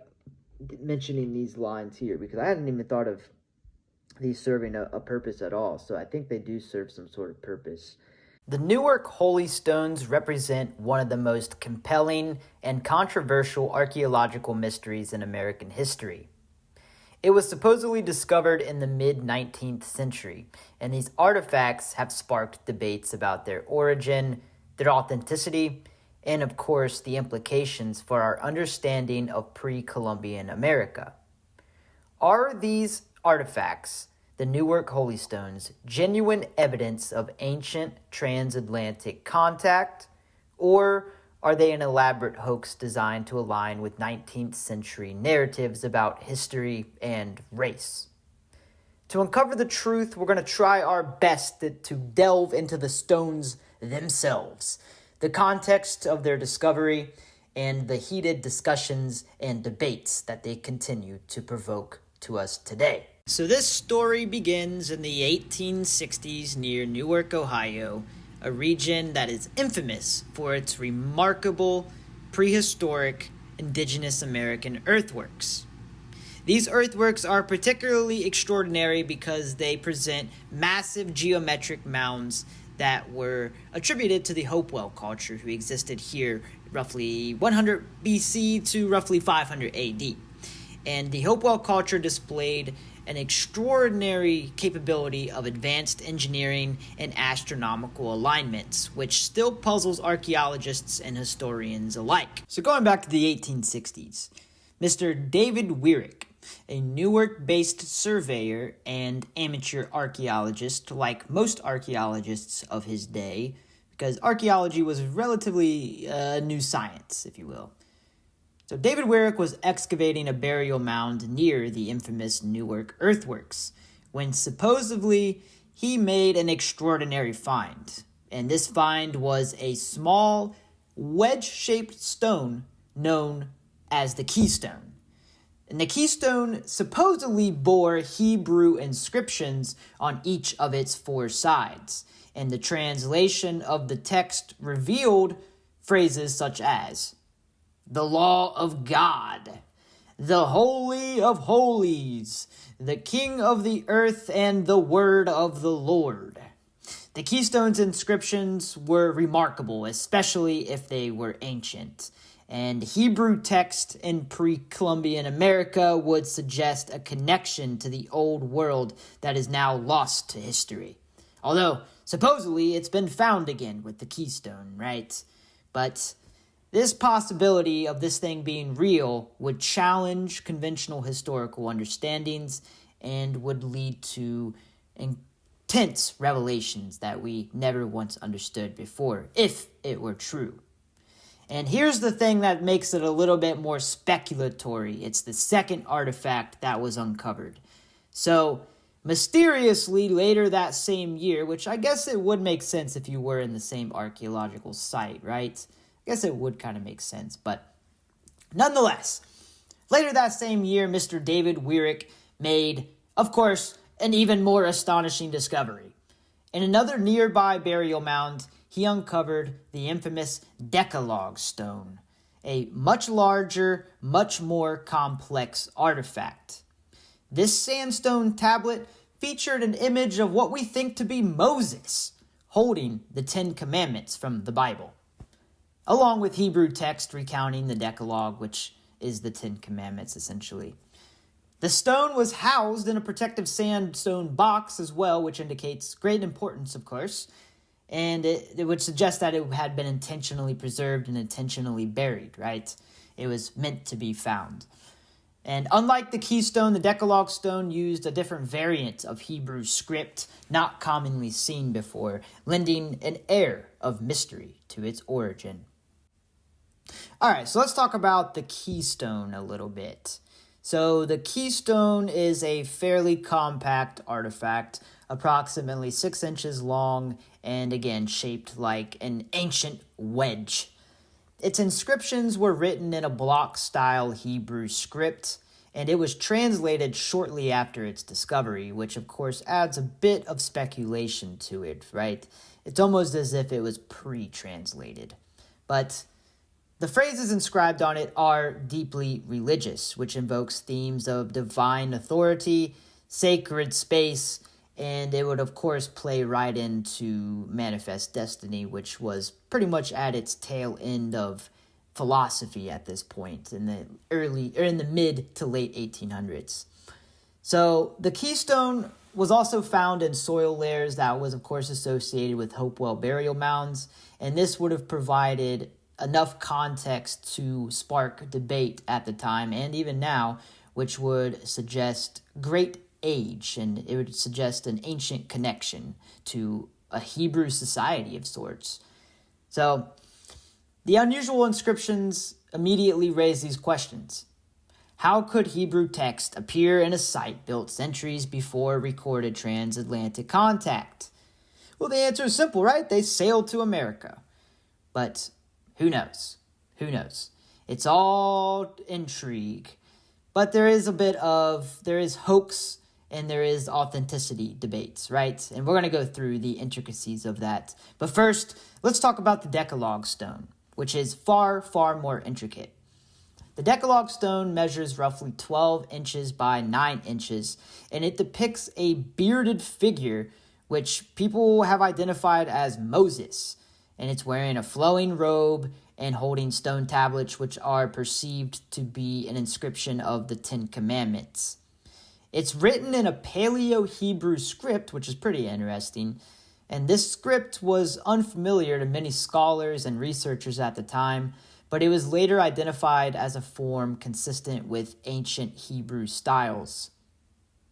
The artifact's protective sandstone box is equally intriguing.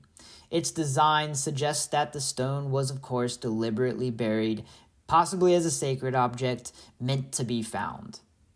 However, skeptics argue that the box's construction and preservation are suspiciously convenient for a modern forgery and a modern mythology story, if you will. The Newark Holy Stones were discovered during a period of intense interest in ancient mounds and their builders. Like I said before, I guess I didn't mention it, but pretty much all archaeologists at this point were amateurs.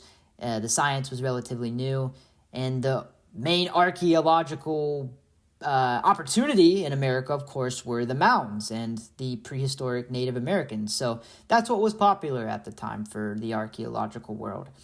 And in the 19th century, the origin of these earthworks was still a hotly contested topic among these researchers and archaeologists.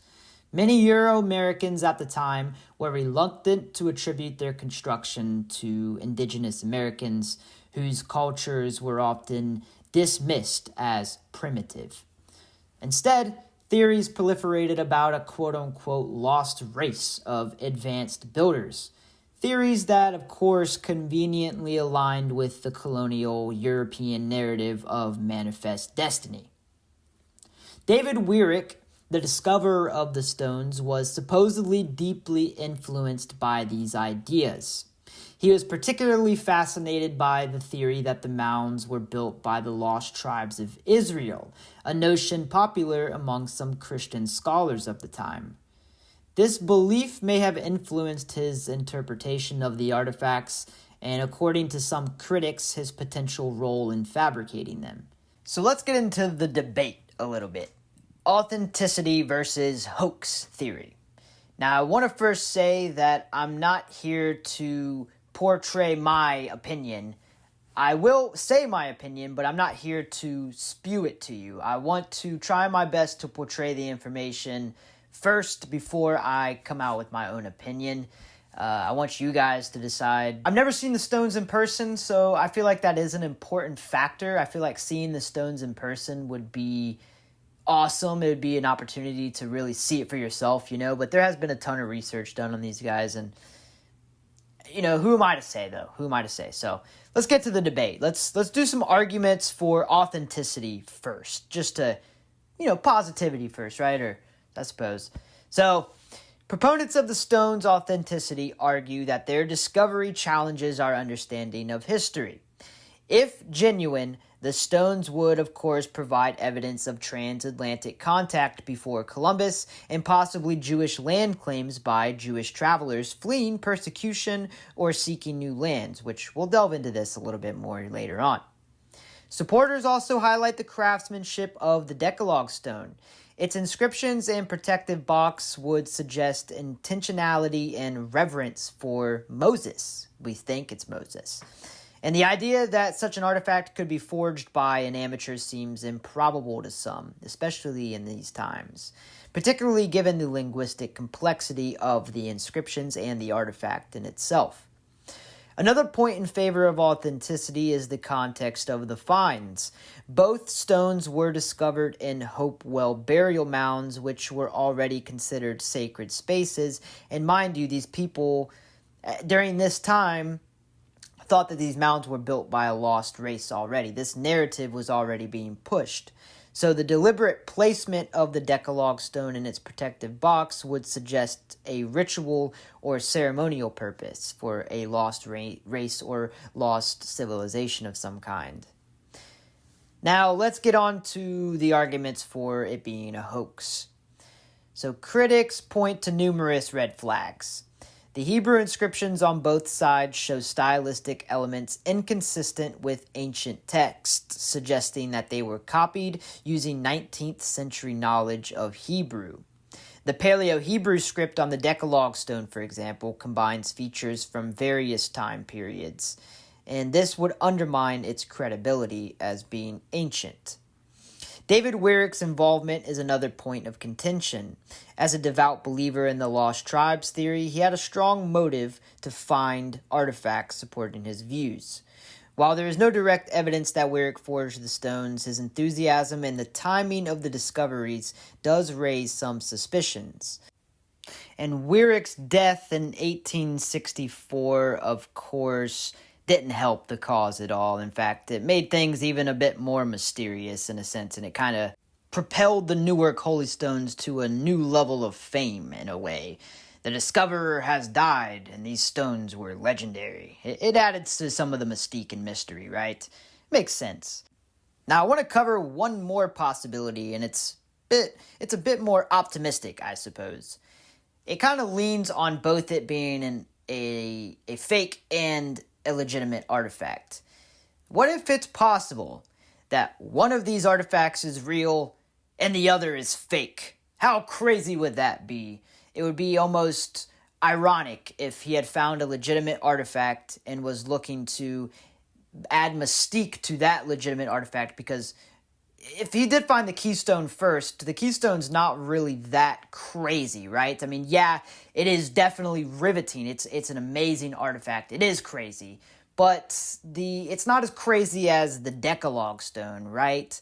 So what if it's possible that the keystone could be legitimate? It could be a legitimate trade item, potentially, between Native Americans and ancient Jewish people who potentially inhabited the United States at the time in small bands. And what if David Weirick was trying to push the keystone and he was having issues pushing the narrative of the keystone, a potentially legitimate artifact? And what if he made the Decalogue stone as a result of that to try and add mystique and add a little bit of fame to his truth? Now, I'm not saying by any means this is true. This is literally just a theory.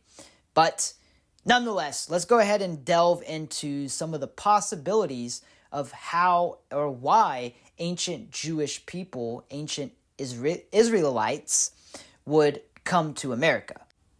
So if the stones, or potentially one of the stones, are in fact genuine, how might ancient Jewish people might have arrived in the Americas, and why? Well, one theory states that Jewish travelers, possibly from the time of King Solomon, could have possibly sailed across the Atlantic Ocean. Ancient Phoenicians, renowned seafarers, and close allies of the Israelites might have facilitated such a voyage. And the Phoenicians were capable of long-distance navigation that we know of in the Mediterranean Sea, and they had the skills to definitely cross vast oceans. Another possibility could involve Jewish groups fleeing persecution during the Babylonian exile. Seeking refuge, they might have ventured westward, eventually reaching the Americas. And while no direct evidence supports these theories, proponents argue that ancient maritime capabilities and the discovery of the Newark Holy Stones suggest such journeys might have occurred. And there is other evidence of other societies coming to the Americas before pre-Columbian contact, and those are for other videos. But as for the stone's age, the estimates vary. If tied to the Hopewell culture, they would date back approximately 1,500 to 2,000 years ago. However, critics argue that the stones show no definitive signs of such age, with their inscriptions appearing too modern to align with this timeline. Now, I've never seen the stones in person, but they are in a museum in Ohio, and I do plan on checking them out and getting them on video one day. I do think seeing them in person is important for a more definitive answer, at least for me personally, of course. It's always led for interpretation for you guys, and I'm trying my best to portray the information from an unbiased standpoint as best as I can. I know sometimes my theories do bleed through a little bit, but hopefully they don't too much. So today the Newark Holy Stones are, like I said, housed in that museum in Ohio, and they continue to intrigue visitors like myself, and probably like you guys. Scholars and enthusiasts still remain divided even though they sit in a museum. While mainstream archaeologists generally regard the stones as hoaxes, they still provoke questions about our understanding of history and the biases of 19th century archaeology and mindset. And the links to which individuals might go to shape historical narratives is also pretty prevalent in this situation, because if you think about it, both sides are trying to push their historical narrative.